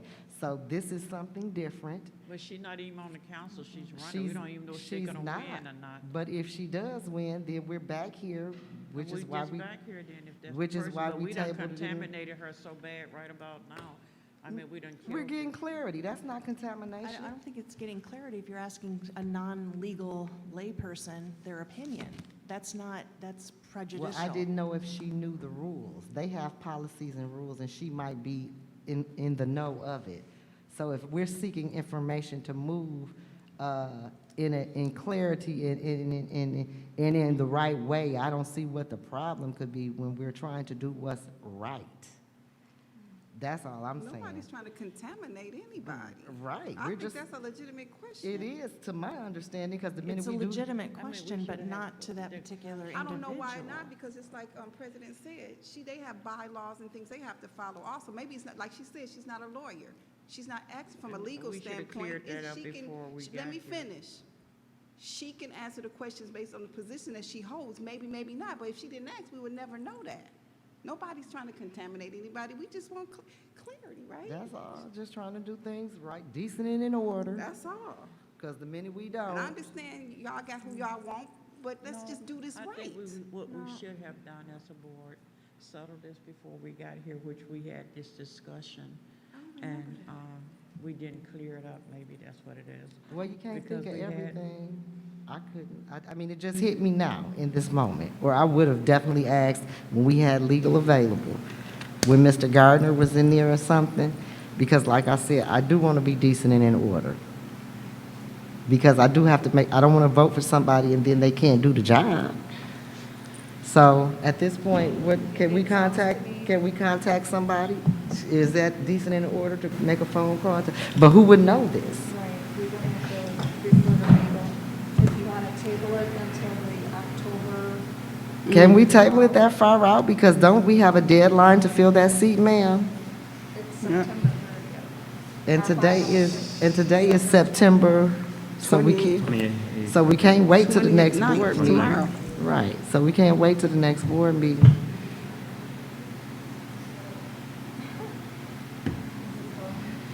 May I suggest, if you took that situation out of the voting, the fact that she's running doesn't mean she wins. True. So you have two candidates here that are actually running for the library seat. That's what you have before you. Right, In the right. future, You're right, you're right, we- you're right. We don't know the That's future. true. That's true. That is so true. You have Well, two didn't nobody say that? candidates before you. So that makes sense. It do. Oh, you did? You did say something like, that makes sense. So you just choose your candidate, and I'm not telling you what to do. You're right, Right, though. no, I I'm just understand trying to what you're offer. saying. I understand what you're saying. I totally understand what you're saying, understand what you're saying.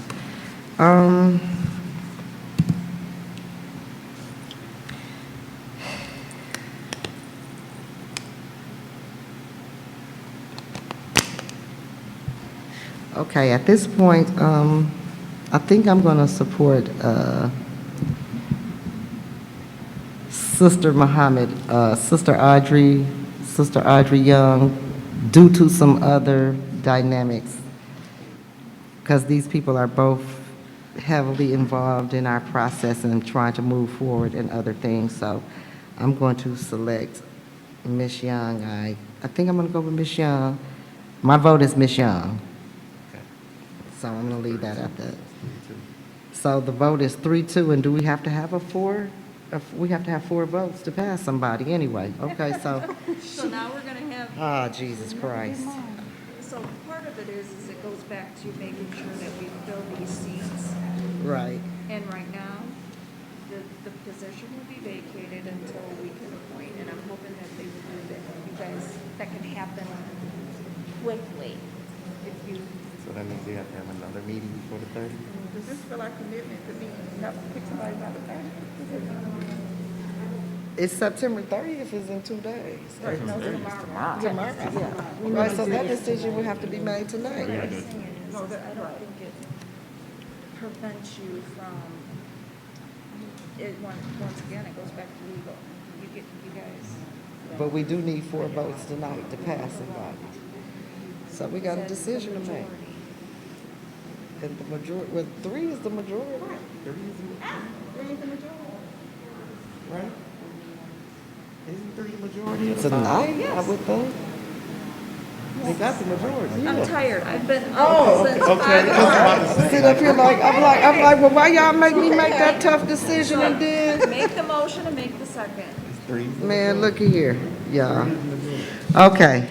Listen, I've been up since Right, 5 I a.m. understand. Look, we all going through some things. If you recall, board members, okay, we right there. So action item 21 okay, I seek a motion and a second to approve action item 21.8, authorization to fill the library board vacancy. I seek a motion and a second to fill that position with Miss Audrey Muhammad Young, Miss Audrey Young. So moved. You said you were making a motion to do what now? I'm seeking a motion and a second to approve action item number 21.8, authorization to fill the library board vacancy. And I need a motion and a second. So moved. Second. It has been properly moved and seconded. Is there any discussion? Seeing no further discussion, those in favor of approving action item 21.8 nominee Audrey Young to serve on the Flint Library Board, say aye. Aye. Those opposed, say nay. Nay. The ayes have it, I suppose, 3-2, and we're gonna look into the argument that me and Mo are having over here. So the motion passes 3-2. Turn it back to what? You back and forward in this?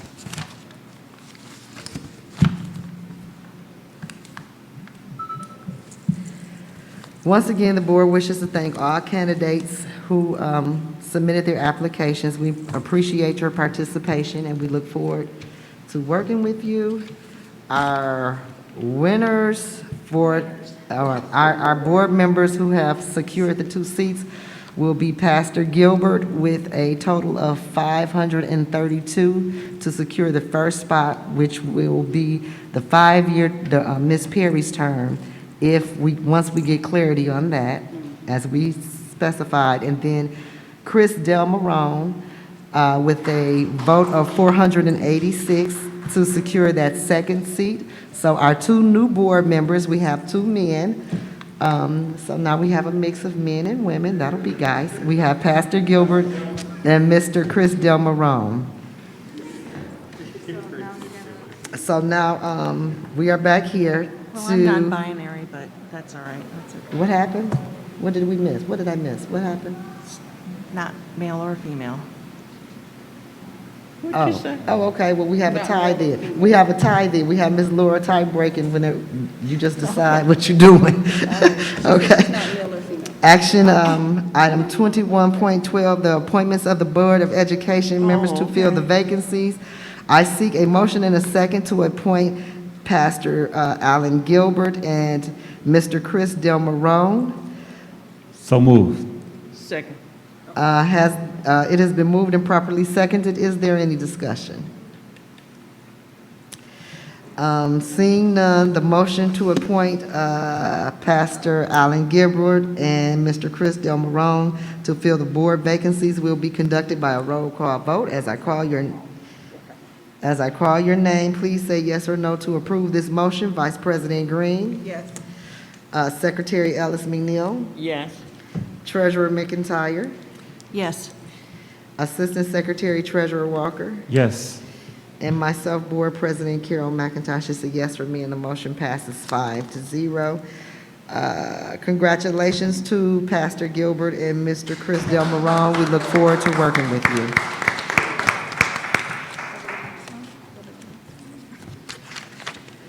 Okay. Before we adjourn, does any board members have any comments? Go ahead, Mr. Yeah, and I'll be quick because I know the hour's getting late. I want to congratulate our 2 new board members. Definitely looking forward to working with you. But I know all the candidates have left, but I want to reiterate what's been said in terms of them stepping out there, stepping in that position. As someone who was just there in January, it's definitely tough. So congratulate them from putting it out. We had amazing candidates. So just wanted to again thank everybody who showed interest, and I think it speaks a lot about this city. Yes. Thank you. I'm sorry. It should have been Laura, but she said you can go. Go ahead. Okay. I just want to thank everybody and let some of the candidates know that we're going to be putting together a ad hoc committee to work with our partners. And I'm looking at these candidates as well as joining our ad hoc committee team where we can have a good relationship with our partners and the community. So I would love to reach out to you and ask you to help us form this team where we can bridge that gap between our partners, the parents, and the community. So I appreciate all of you. Thank you. Ms. McIntyre? Yeah, I also wanted to reiterate, I really appreciate all the candidates who came forward and took such a huge part out of their night. I'm inspired by the answers that you've given, by the commitment that you have to our community. This is a new day. This is a new board. I'm very excited. Congratulations to our new board members. Congratulations to Sister Audrey. And please, the other board candidates, please continue to work with us. We need all hands on deck. And we didn't get a chance, I just wanted to say from the last meeting, congratulations to our teachers. It's high time. We had a contract. We value you. You're indispensable to our district. I'm sorry it took so long. Like I said, this is a new day, a new board, and yay, we have a contract. Thank you. Is there, Ms. Green, you have anything? Absolutely nothing. Thank you. Okay, I'd just like to say thank you. This has been very tough for me because we did have some awesome candidates on this go-round. It was rough, and I'm gonna go home and still think about my decisions that I made. And I'm just so excited, and I'm positive that we'll be able to move the district forward. I think we have candidates that are willing to do the heavy lifting. I ask that we stay I ask that we stay together as a board as we have been. We won't always agree on everything, but what I can say as a group, we've fought through the tough times and we're steady moving forward, and we've overcame some tough obstacles. And yes, we have some more tough things ahead of us to face, but I am so confident and I am so excited about our future. And all I can say is let's do it. Come on, Jaguars. Is that what we are, the Jaguars? You gotta adjourn, Oh, Carol. and at this time, the time is 9:46, and this meeting is now adjourned.